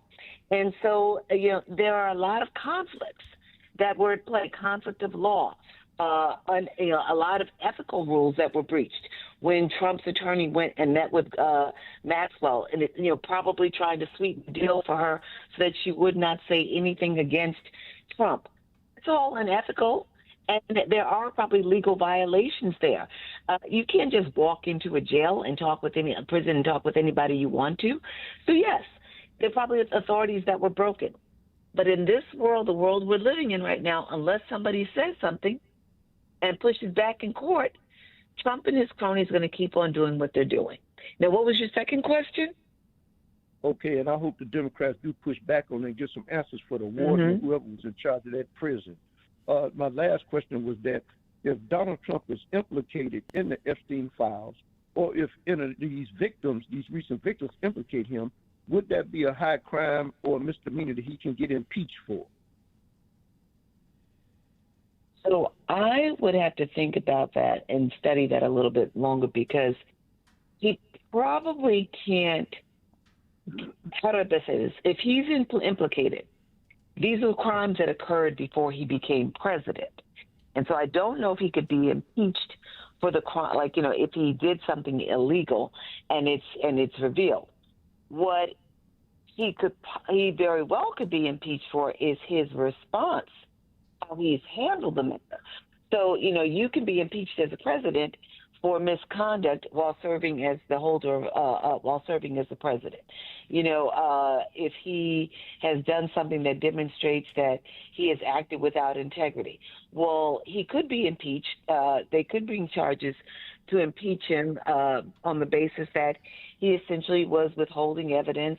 He was suggesting that there was nothing to this, that it was irrelevant, it was a hoax. And so lying to the American people, he could be impeached of that. I don't know if he could be outright impeached for the underlying crime, because it didn't occur while president. It would not have occurred if he did something. But he could very well be impeached for his response, how he's handled the matter. Well, the statute of limitations, is my understanding, on sex crimes don't run out. So whether he did that in office or not. Statute of limitations, they do. So statute of limitations actually do run out. It's usually, if you've got a young person, and it varies from state to state, and I can't remember what it's federally, but it's usually like 10 to 20 years beyond your 18th birthday. My point to you, though, is that he could not necessarily be. He might, if he's violated the law there, he engaged in some violation of laws with respect to a minor. He could be charged with that, but that's not necessarily something he could be impeached for, because it did not happen while he was in office. Impeachment has everything to do with your activities while you were in office. Thank you, Ms. Austin. I appreciate it. Thank you, Rev. All right, thank you for your call. One of the things, Jenny, that really comes clear to me is how Trump has been able to manipulate a lot of what we would call beltway moves in Washington, and now stack the Supreme Court and each department of government, including the Attorney General's office or the Justice Department. And I don't think that people understand how far down toward an autocracy we are. People are talking about we headed to an autocracy. We're almost there if we can't flip this in the next few months. Because the Supreme Court is getting ready to hear the Louisiana case on voting. If they take a race out of voting rights, which is Section 2, this, for all practical purposes, the voting rights bill is dead. You can't deal with race. You can't deal with districting. That would rule that. He's already stopped DEI, which is why we're on these companies. And then we have to deal with government and academia. Once we straighten out these companies with buying shares and doing what it is as a follow-up to the march, you still have to deal with these college campuses, and you still have to deal with private sector, public sector. So, we've got a lot of work to do. People talk about we need a new way. We need to maintain what was already won. And we are losing ground. Let's not making ground go forward. We're losing ground. I mean, at a rapid pace. I just keep on thinking, Rev, so I don't want to say easy it was, but like, look what this man has done in what seems to me to be a relatively short period of time. You know, even if you take it back to 2016, we now have 8 years.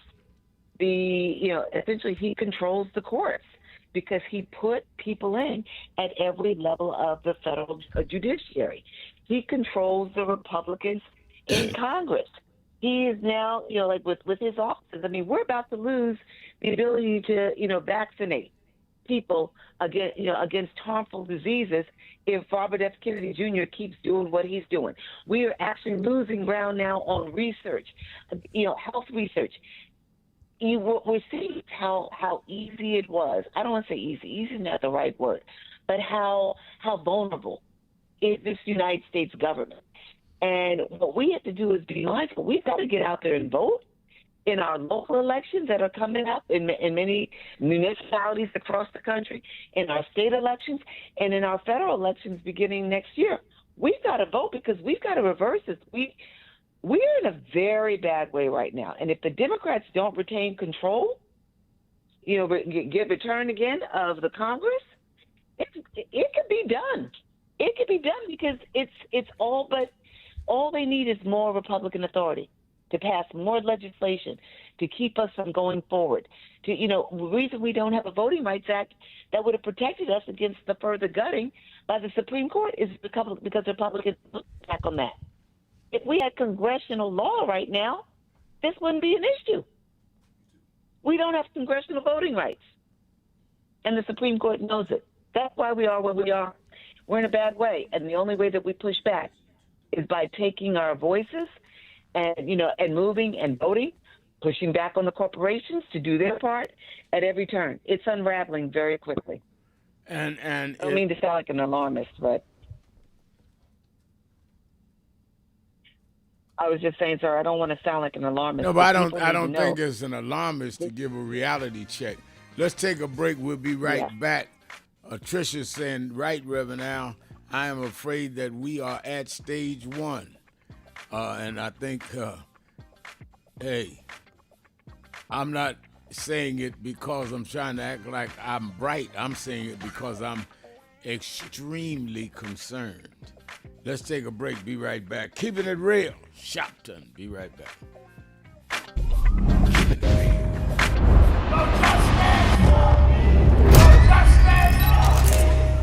62 years ago today, Martin marched in Washington. 62 years later, the dream is not dead.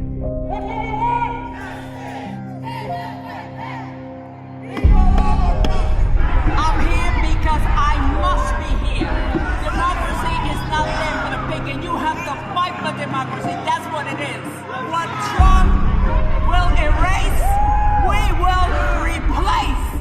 It's the dreamers in many cases have reversed and tried to turn it into a nightmare. We come to Wall Street rather than Washington this year to let them know you can try to turn back the clock, but you can't turn back time. We gonna keep the dream alive on Wall Street.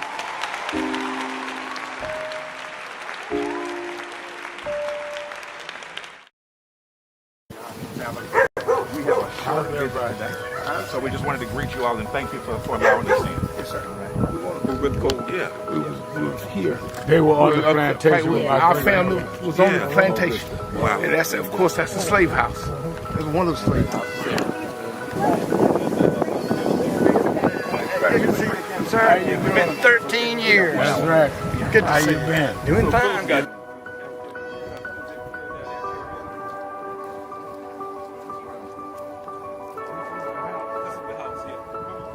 Right, last time. And we, Alexander Shaw.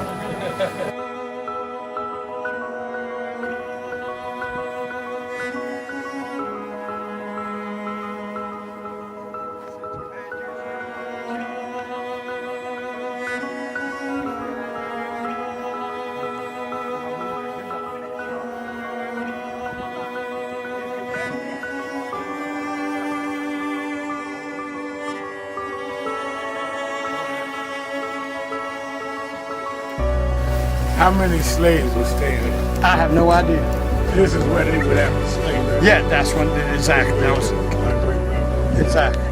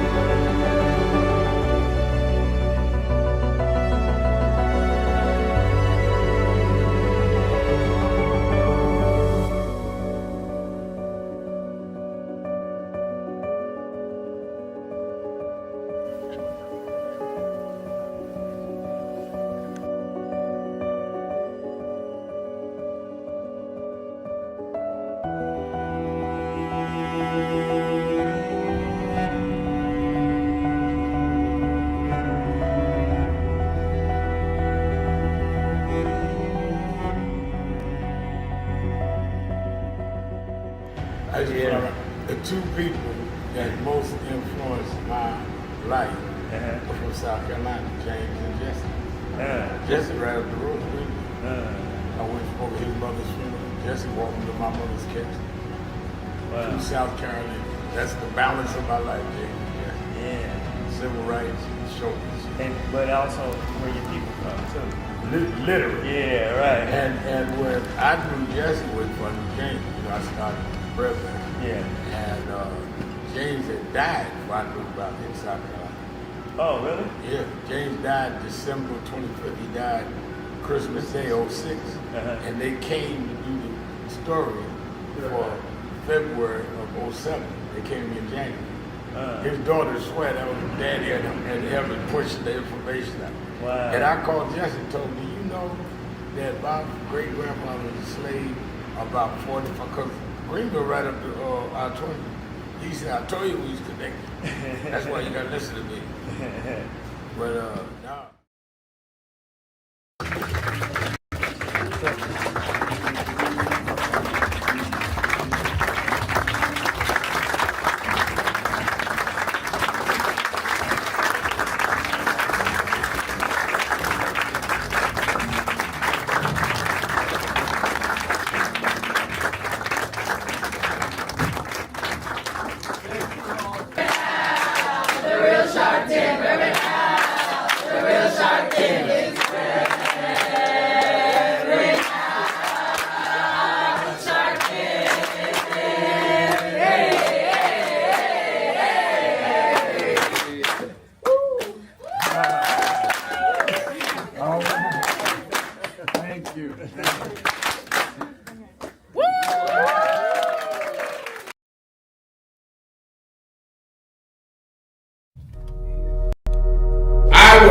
That DEI is a result of those that by law and later by enforcement would not deal with diversity, would not deal with including people of color, gender, sexual orientation, as well as disabled. And the conscious effort by government and the private sector to begin to equalize the opportunities of this country was something that makes it more humane and fair for all of us.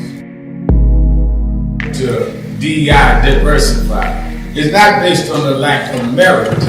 We could not show our merit because we were extremely pompous conservatives that talk about we want a society based on merit. Well then, if it's based on merit, then why did you discriminate based on race and gender? Until they cut off much of the population and then had merit between white males. That was what they meant, not merit. Let's have real merit, but let's also make up the ground that those of us with merit was not able to compete.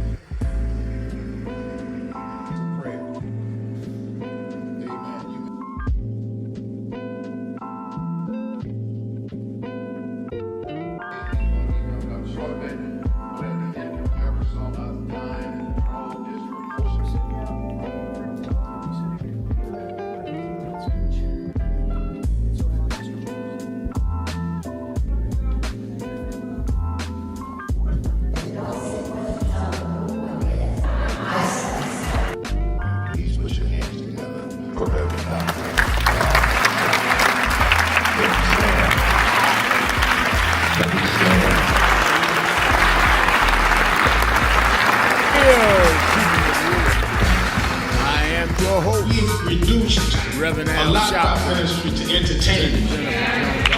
Is our co-host. And we're taking your calls at 1-877-532-5797, 1-877-532-5797, or you can go to our message board. I think they have the Facebook straight. So you go to the message board at our live stream at nationalactionnetwork.net. And Mayor Rodney Jones is saying on our message board, Supreme Court Justice Thomas has been at the forefront of this conservative movement in dismantling the Voting Rights Act. He is a product of affirmative action / DEI. This ungrateful, and he calls him Negro, hates self. You know, it is one of the, I would suppose, disappointing things in my journey, Jenny, is Clarence Thomas. And I remember many years ago when I first started this show, and I've done this radio show 19 years, so it must have been 15 years ago. Thomas wrote a memoir, and Armstrong Williams, who is a broadcaster and conservative Republican brother, called me and asked me would I meet with Clarence Thomas. I marched on him and picketed him, and he marched on his house once. He said, would I meet with him about his memoir since I now was doing radio? And I said reluctantly, yeah, I'll meet with him. And they set up, and Armstrong brought me to Clarence Thomas's chambers at the Supreme Court. And I guess I was hoping, I guess it's the church in me, that he would send me some signal that he wasn't that bad, that he was doing some things because Bush Sr. put him on the thing. He sat up and defended every archaic, backward, anti-civil rights, anti-voting rights thing I could think of. I mean, it was probably the most disappointing meeting in my life. And after about an hour and a half, 2 hours, I said, okay, we're just going to keep fighting. He said, well, you marched on my house once, but I wasn't home. I said, yeah, but your neighbors were home. That's the point. I mean, it was that kind of meeting. So the man is right. This man is painful. See a black man from segregated Georgia get up there and dismantle everything that made him possible. He would never be sitting in that court, never be living in the suburbs of Washington, D.C., in an interracial marriage if it wasn't for the movement that he's trying to, in many ways, dismantle. You know, he's an example of self-hate born out of insecurity. Like at every turn. This is a man who I remember reading once about him when at Yale University, always feeling like the white students looked at him as though he didn't belong there because he was a black man and affirmative action had gotten him in the door. And so, when you're walking around always feeling like you are less than, affirmative action was very much intended, very much like DEI, to ensure that we would have access and the right to be at the table that had been denied us. It never had anything to do with us being less than or less capable of, but everything to do with having been denied the right to show that we were as capable, if not more capable. But when you're a Clarence Thomas, you walk around with those insecurities. Well, you're walking around thinking, what if they find out that maybe I'm not as good as I want to pretend to be?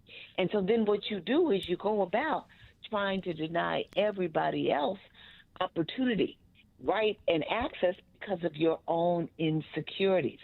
Just do the work and bring other people along. That's what our ancestors told us to do. Harriet Tubman could have been free all by herself, but she went back and she got other people because that's what you're supposed to do. This individual, this individual is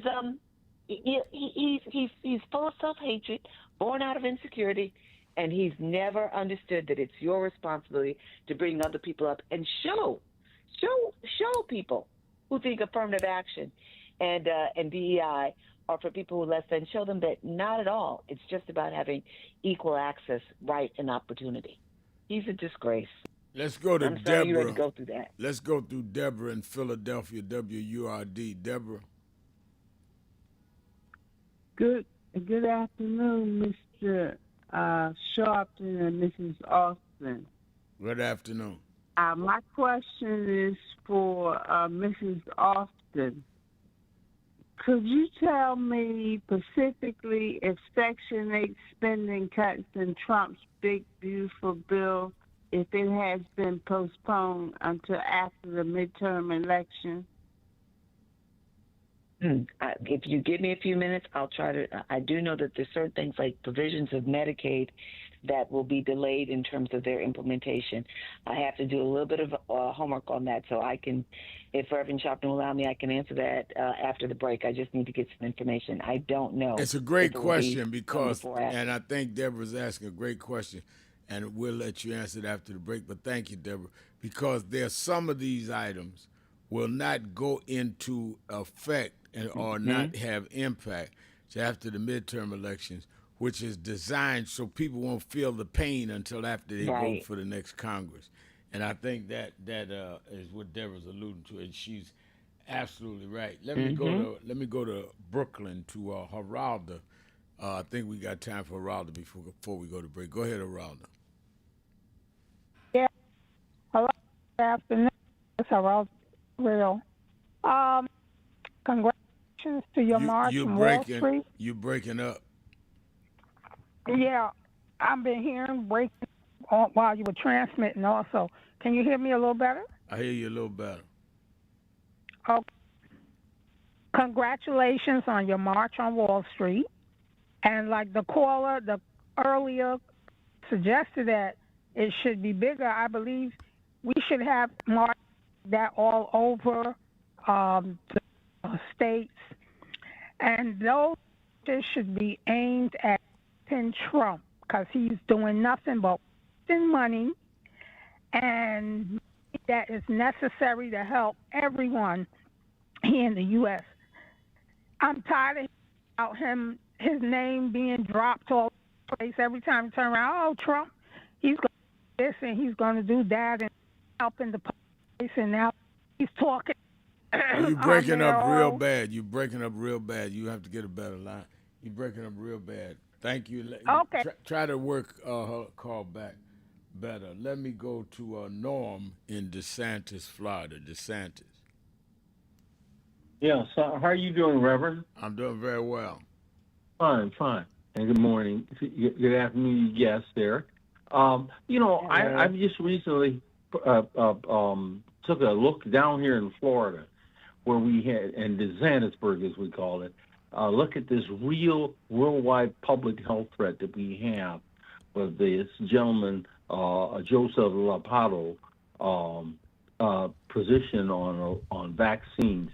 And in fact, this is such a threat to the world. And I think what needs to eventually be done is that, and the way we can remedy this situation is that we have to have a worldwide boycott of Florida, because these vaccines have no boundaries, have no state or whatever. And in fact, there was an article written just 2 months ago by a group in the Scientific America by a lady named Caitlin Jeline, and she refers to Lapato's advice that the children without immunization against measles continue in school after exposure as a outrageous and a dangerous threat to American health care.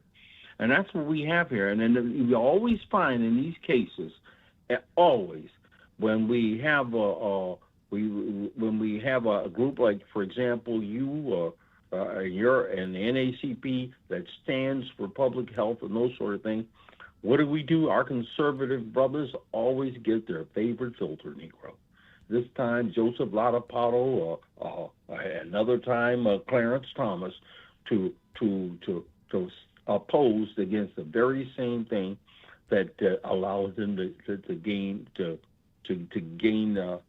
have the opportunity to be in their position that they're in. Not that we're opposed to we all think alike, but we see in Clarence Thomas, all one has to do is look at the Federal Society book written by Michael Avery and Clarence Thomas, and that voting rights bill is done.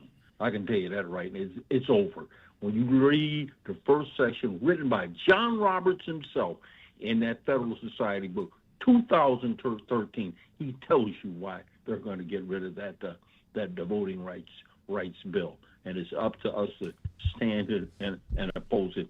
Just as this worldwide threat that we have here in medicine and in healthcare, caused by Ron DeSantis, and we write about these sort of things in our blog, youarewithinthenorms.com. In fact, I just put out an article that just came out. It's called Florida's Unvaccinated Approach Threatens and Endangers the Public Health Care System Worldwide. We have to oppose it, and the best way that I think, again, that we need to do is a worldwide boycott. All the nations around the world just completely shut down this state. Don't go to Disney World. Don't go to Busch Gardens. And then see how long they let. Don't have any football games here in terms of a Pro Bowl and that sort of thing, just like we did in Arizona. And let's see how long these big mouths last. And plus, it's the same state that cut black congressional districts up in North Florida. My good friend Al Lawson came one day and just drew a line through him, and he's out of the Congress. Val Demings, they did the same thing. Charlie Crist, they did the same thing. But the question becomes, and I thank you for your call, is how we are going to build toward that. That's why we had the march last Thursday. You got to start somewhere. And we can't shut nothing down if we cannot start having people in the streets again. When we put thousands in last week, we build it up. And they're right. I wish it was more. It was more than they ever thought was going to come. And we need to build up a momentum again to lead to calling general strikes, to lead to calling successful boycotts. You got to recapture the spirit of people. That's what we started last Thursday. It's easy for us to sit on radio and say that. It's harder to get out there and organize. People rode 14 hours from Tallahassee one way to get to the march and rode 14 hours back. That's the kind of determination you start building boycotts on and building general strikes on. You don't do it by just rolling over in a cubicle, calling a radio station, talking revolutionary for 5 minutes and then going back to your job. Let's take a break. We'll be right back. Keeping it real. That's what I do. Sharpton, that's my name. Be right back.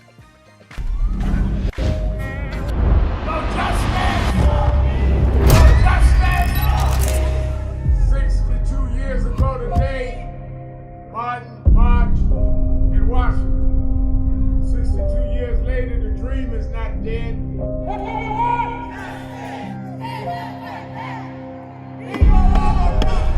I'm here because I must be here. Democracy is not there for the pig, and you have to fight for democracy. That's what it is.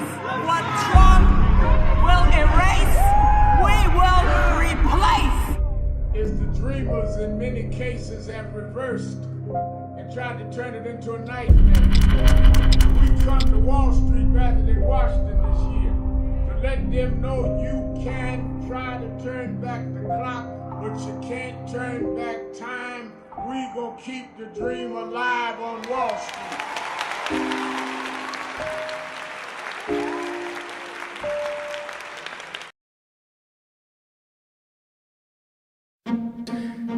Look at the story. We celebrated Good Friday and Easter just a couple of weeks ago. Well, there's a message in that. I heard a preacher talk about this the other week. The thing that people forget, I want you to keep this in mind, is they crucified Jesus. Those of us that are Christian believe they hung him on a cross, maligned him, mocked him. Wasn't enough to nail him. They mocked him, saying if you be the king of the Jews, step down and deliver yourself. mocked him, ridiculed him. He wanted water, they gave him vinegar, crowned him with a crown of thorns. When they should be giving you your celebratory, they're going to give you some attacks. But the end of the story was they went and laid him in Joseph's tomb. Didn't even have a family tomb, didn't have insurance like some of us. Laid him in a borrowed tomb. But the third morning, this is the story they tell it, the third morning, when they came to where they laid him, he wasn't there. My message is to you today that don't let them catch you where they laid you. They may kill your name, they may crucify your character, they may tell you you are nothing from nowhere, but when they come to where they laid you, let you be gone on to somewhere else. I've been called everything but a child of God. They said I'd be nothing going nowhere. They castigated us. They called us troublemakers. They called us loudmouth. And when they came to see me go to jail, I wasn't there. They catch me on MSNBC now. They catch me leading marches now. I serve a God that not only will go through the crucifixion, but to bring you through the resurrection. We're going to resurrect in the city. Stand up, black man. Stand up, black woman. This is our time.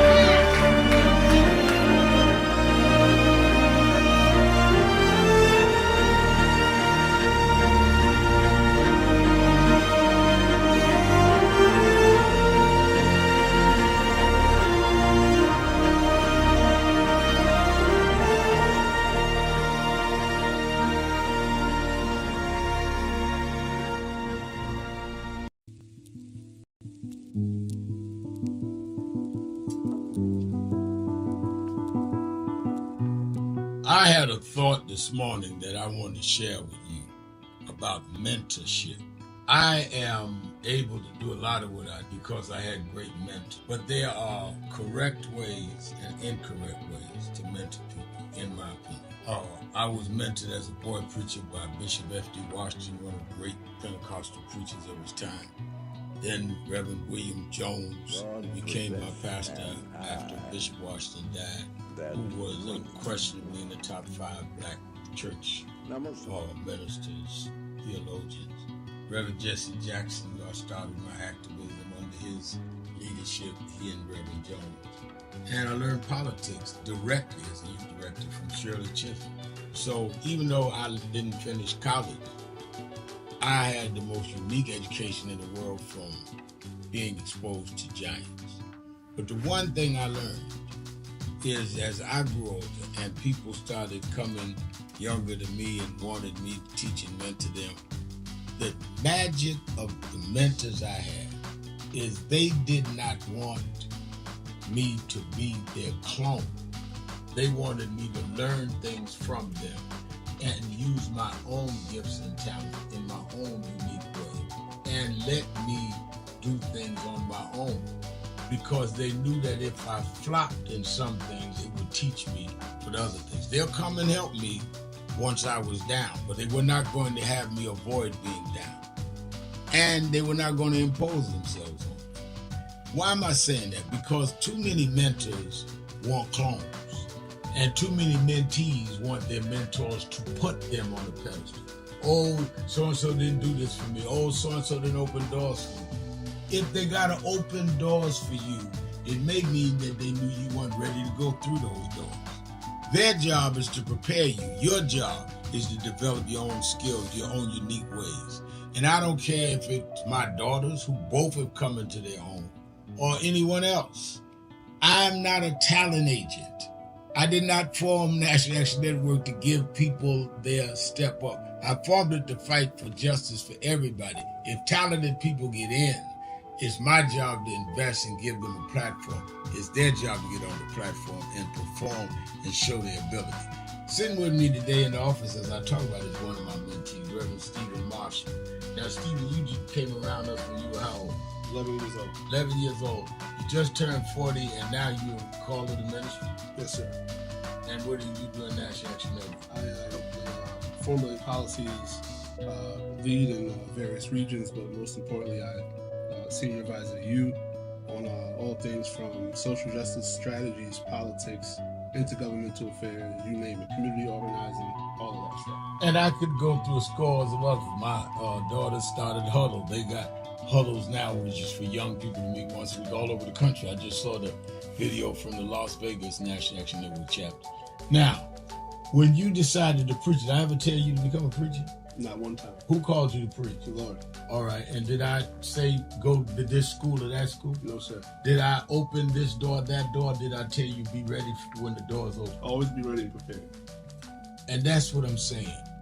Get you some young people than you that you can help along the way. But don't be their talent agent. Their talent must speak for themselves. And anybody that grumbles with you about so-and-so didn't do something for them, maybe it's because they didn't feel you were ready, or that they felt if they did it, you wouldn't do it on your own.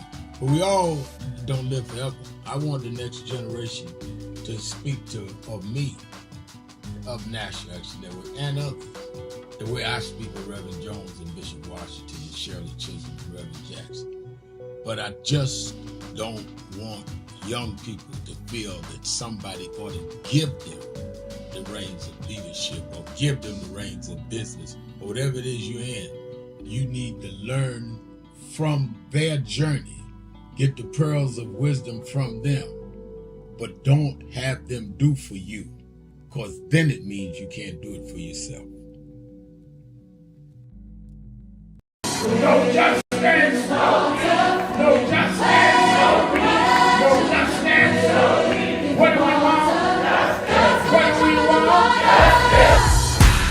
We are the sons and the daughters. We gotta stand up and make it loud. Just like our God told the Pharaoh, let my people go, go. We are a new generation from the ones who have come before. He's calling us into freedom, let my people go, go. We're gonna shine at the shade. Give me a papa glory, make the heavens. If you don't say you know what trouble, let my people go, go. The blood, sweat, and the tears that we gathered through the years. If you don't say you know what trouble, let my people go, go. Wade in the water, we did wade in the water, children.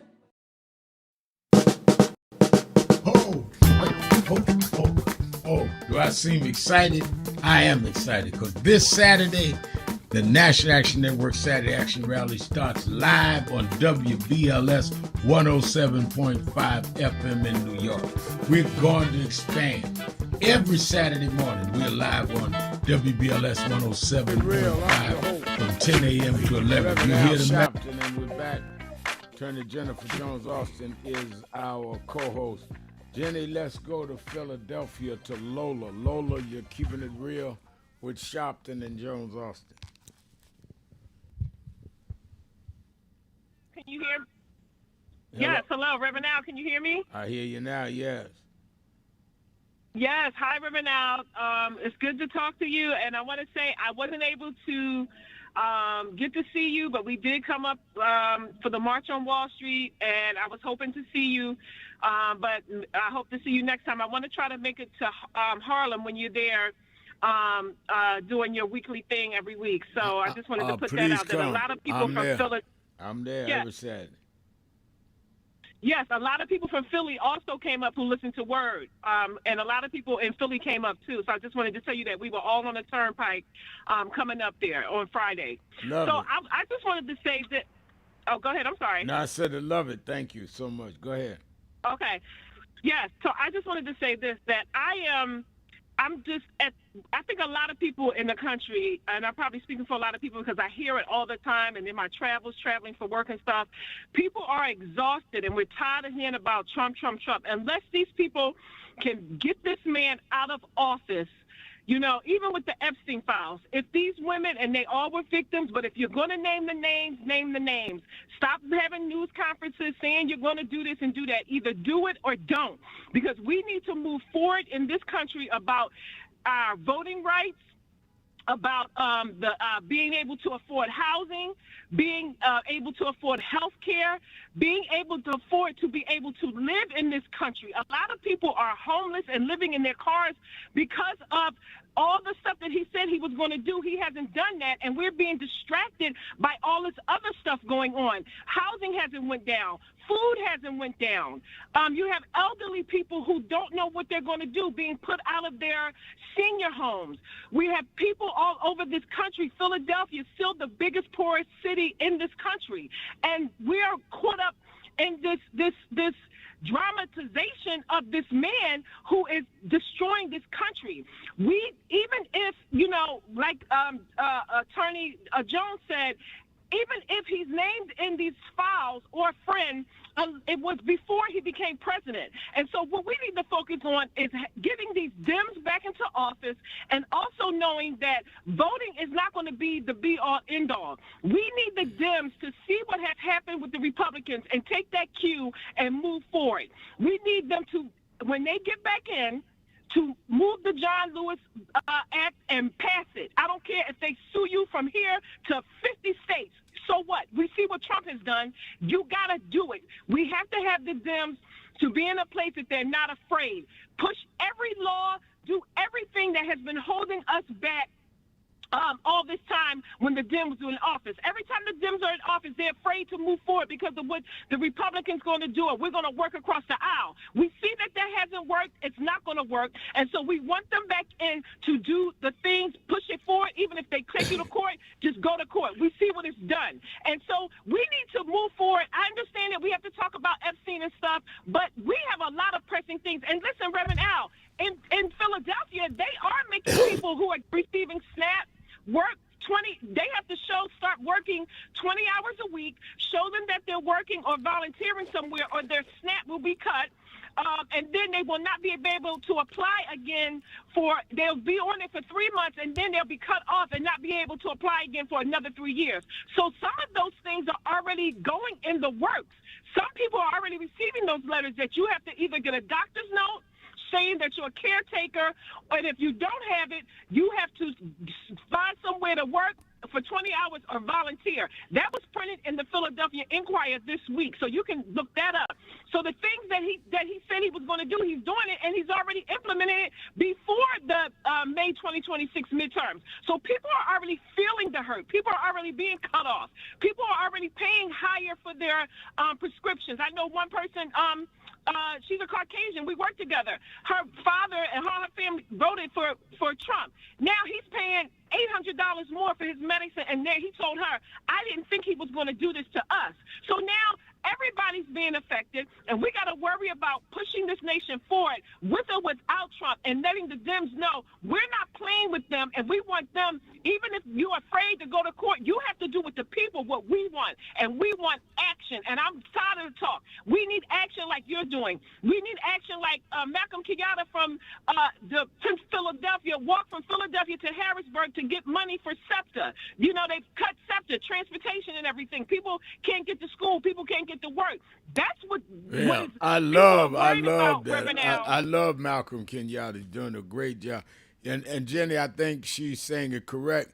Many of these legislative and policy changes that is Trump put through are starting now. And some will go over the next few months, but starting now. And I think that you need the action that she is talking about, that Lola's referring to, that we dramatized with the march, that Malcolm Kenyatta dramatized with his walk, is letting people know these things didn't just automatically happen. This is what Trump did. Because sometimes people just feel, oh, they changed things. No, they didn't change things. Trump changed the policy. Is Jenny there? I might have lost Jenny. Can you hear me? I'm right here. Okay. I'm right here, sir. I agree with you, and I agree with her completely. You know, there are several things that are taking effect. Things like there have been cuts to, you used to be able to use SNAP to pay for some utility expenses, and now you can no longer do that. They have made some cuts that have already taken effect on Medicare and Medicaid services and program eligibility for savings. There are a lot of things that have already taken place. And then there's some things that haven't, right? I mean, we know that the prohibition on federal payments for abortion services, that has already taken effect. But there's certain things that he did where he was concerned that it would impact a lot of the people that he wants to continue voting Republican, that he left until later. So, some of the more significant cuts you won't see until after 2026. Some of the significant cuts, say, around Medicaid expansion. I do want you to know that the housing, with what the call was concerned about, the reason I couldn't remember is because that didn't go through. She was concerned about eligibility changes. That didn't go through. A block grant that would have taken money away from the states, that didn't go through. The only thing that went through was increased tax incentives for corporate companies to develop low-income housing. So housing is not a part of it. All right, let's take a break. We'll be right back. Thank you for your call, Lola. Keeping it real. Sharpton, Jones, Austin. Be right back. We all hear the radio ad. Who is this 33-year-old preacher without a church? A number of black New Yorkers as well. He is little more than a pudgy exhibitionist who can be counted on to show up, bullhorn in hand, at every racial incident.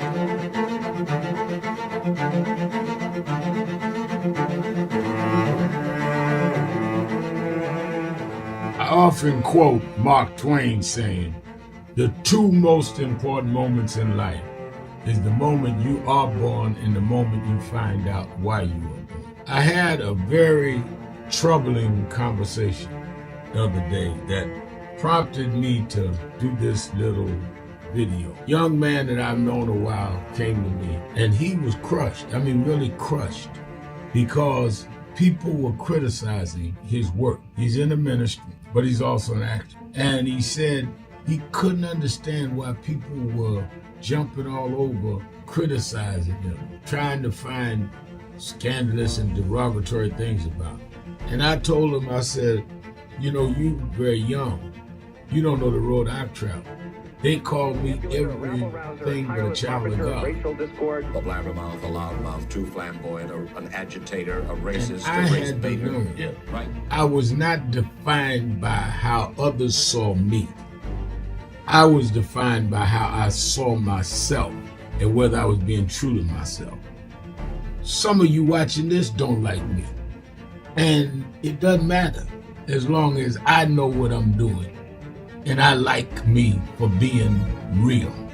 So I'm doing this video to say to you, whoever you are, and whatever you do, you may not be in ministry or social justice, none of this stuff, but don't live your life worried about opposition or people that don't like you. You can turn that around. Use me as an example. The same people that call me a scam artist, a con artist, a sellout, or racial hustling, I kept going. And the people I respected started respecting and publicly embracing my work. When Coretta Scott King, the widow of Dr. Martin Luther King Jr., had this to say about Al Sharpton. A leader who has protested injustice with a passionate, unrelenting commitment to nonviolent action in the spirit and tradition of Martin Luther King Jr.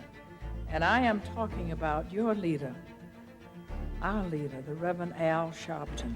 The other thing that hasn't changed is the National Action Network's commitment to fight injustice and inequality here in New York City and across America. And that's not only a testament to Reverend Sharpton, it's a testament to all of you who are here tonight.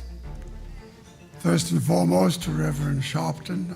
I saw him when he first came on the scene, and I have marveled at his tenacity, at the development of his intellect, and his devotion to our movement, and much he has contributed to the world we are experiencing. I am honored, and I must say that when I had my debate with Dr. King on the issue of the church and religion, he didn't warn me that after his departure, his space would be filled by another preacher, and that preacher would be Al Sharpton.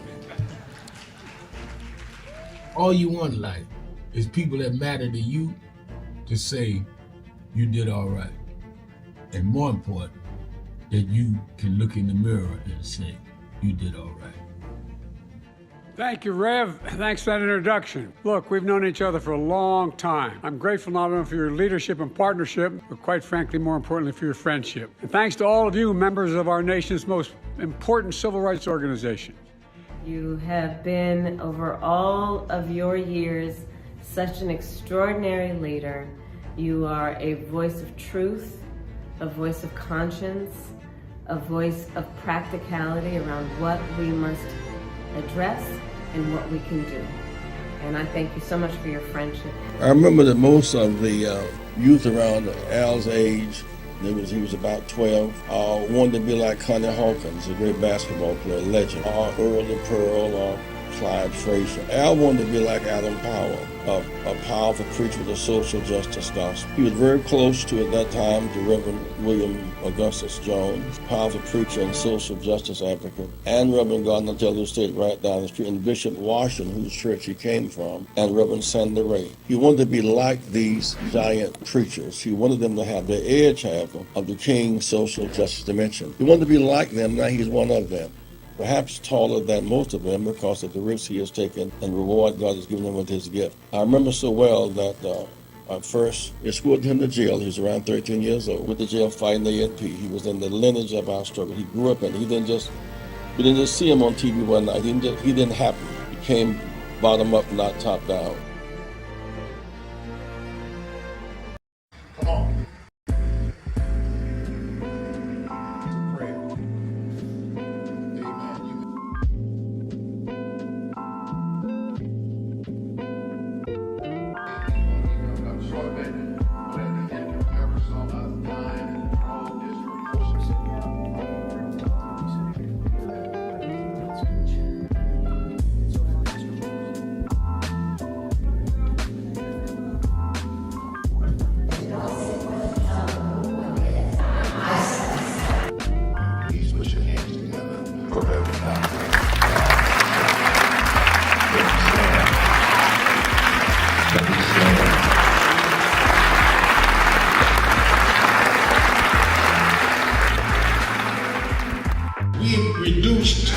A lot of our ministry to entertainment. Or who can hoop the loudest, who can run around the pulpit more, or who got the dresses fancy, and don't deal with the ministry. Jesus healed more people than he preached to. Because there is in the healing your message. They followed Jesus because he healed a woman with the issue of blood. They followed Jesus because Jesus saw a blind man named Bartimaeus. A lot of us would have dismissed him because he was a broke, poor, homeless, a blind man. How you know he was broke, Reverend? Because they say he was begging. But he understood what he was doing because he heard that Jesus was passing by. And when Jesus got close enough, he said, Jesus, son of David, come see about me. They kept telling Jesus, let's go, look, we got a schedule, we got people to see. He said it again, Jesus, son of David. Jennifer Jones-Austin is our co-host. And let me remind you again, watch Politics Nation live at 5 p.m. Eastern Time every Saturday and Sunday. And certainly we try to give you the people right in the middle of what's happening, and try to also challenge them on what's happening, whether they're mayors or governors or members of the Congress or Senate. And we don't waste your time no weekend. Last weekend we had Mayor of Chicago,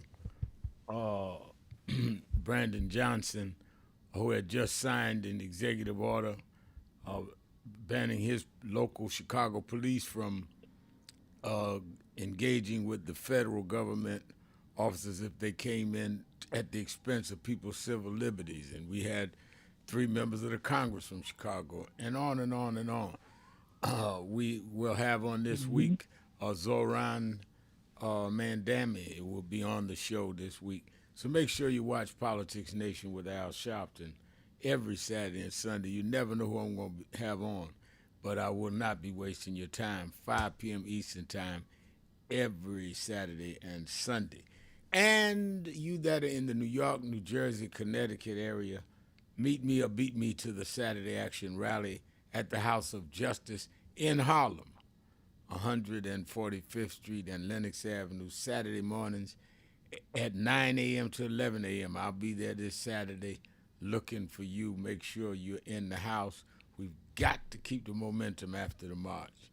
And you that are not in New York can watch it live on Impact Television or at our National Action Network.net live stream. Jenny, it's Policy Day. Let's go to Todd in Cleveland, Ohio. Todd, you're keeping it real with Al Sharpton. Reverend Al Sharpton, Jennifer Jones, Austin. You hear me all right? Yeah, I hear you fine. Okay, good enough. All right, so at the end of this 30-day period, which is approaching quickly, Mayor Merrill Bowser, Chief of Police Pam Smith, and Chief of the Metro Bus and Rail System Police Department, Michael Anzalo, should be right there along with the President making their case for the protection of Washington, the District of Columbia. The three of them, Bowser, Smith, and Anzalo, can make a case that yes, the National Guard has been helpful, and yes, these plainclothes agents have been helpful too. And this is specifically where they have been helpful. And in order for this to work efficiently and be implemented efficiently, they need to come in under our advisement if this extends past the 30-day period. They know more about the facts and the matters, plural, as the problems in law enforcement in the district than the President, the head of the National Guard, or the Drug Enforcement Agency. They know, and they know where they could be provided help. And the most help that they need from those guardsmen and those plainclothesmen is surveillance and presence. Then they have more space to do their job, the patrolmen, the detectives. They have more space to do their job more efficiently because they're not so overwhelmed with piling up crimes that are coming daily. This is a good idea. This is the best idea, and I hope that's what happens so that Congress has it, and it needs to be public, so that Congress and the whole country gets a good look at what's really going on. They know to what degree they've been helping and where they've been helping. In 2010, in Chicago, State Rep John Fritchie and State Rep LaShawn Ford made a case for the National Guard to come into Chicago. I know somebody who's reliable who actually knows LaShawn Ford, and they had some extensive conversations about it. It was reasonable. I don't think they need to be coming in here trying to run over anybody because Chicago is a city that's inside of the state. But here are the facts on Chicago as of Tuesday, the 2nd of September. 1,377 people have been shot and wounded. Out of those 1,377 that were shot and wounded, 246 were shot to death, and 224 of those that were shot to death are black. And most of it's over on the west side and one section of the south side. And they need some help. They really do need some help. And they may need to look past the sucker talk that the president is going to drop, the toy tough guy talk. They may need to look past that. They got more leverage to push them back than the District of Columbia does. To say you come in under our advisement, or you get no support from us. That's a lot of people shot. That's a lot of people shot to death, and that's a whole lot of black people that started this year, and they're not here anymore to contest or say encourage this guardsman coming in because they're all dead. They're all shot to death. 224. They didn't make it through the year. So I'm with this. I'm with it within reason in Washington, D.C. is where I'm referencing. I'm with it within reason, and we have to acknowledge that it's working. Well, when you say within reason, what reason? How do you measure within reason? It has to be under the advisement of the Washington Metropolitan Police Department, the mayor, and the Metro Bus and Rail System Police Department. It has to be under their advisement. No one knows better as it applies to government law enforcement officials what they need in order to keep crime down so that they can get better caught up. These guardsmen the presence of these people helps reduce having to pay overtime because people could get more work done during their regular time, and then on their off time they can take care of their families and come back more rested to go do their job. But they've been putting in a whole lot of overtime in Washington D.C. because it gets stacked up so high. But the presence of those guardsmen on the corner and those plainclothes federal agents doing surveillance helps. And I know, just like the two of you know, President's two-faced. So is J.D. Vance. They're claiming they primarily are there for one thing, but they're mostly there for to pad their numbers, to get people thrown out of the country justly or unjustly. As long as they got the numbers, that's pretty much what they care about. But you could use them. You can exploit their two-faced behavior and use them to keep the crime down. And the mayor did come on the air and say carjackings were down this month. And we need to acknowledge that, because the biggest problem in the city is theft. Not just carjacking, just theft. Jenny? I very much appreciate his thinking, but I disagree with it. You cannot give a president authority that he does not have. The president is, when you talk about, have them as advisors.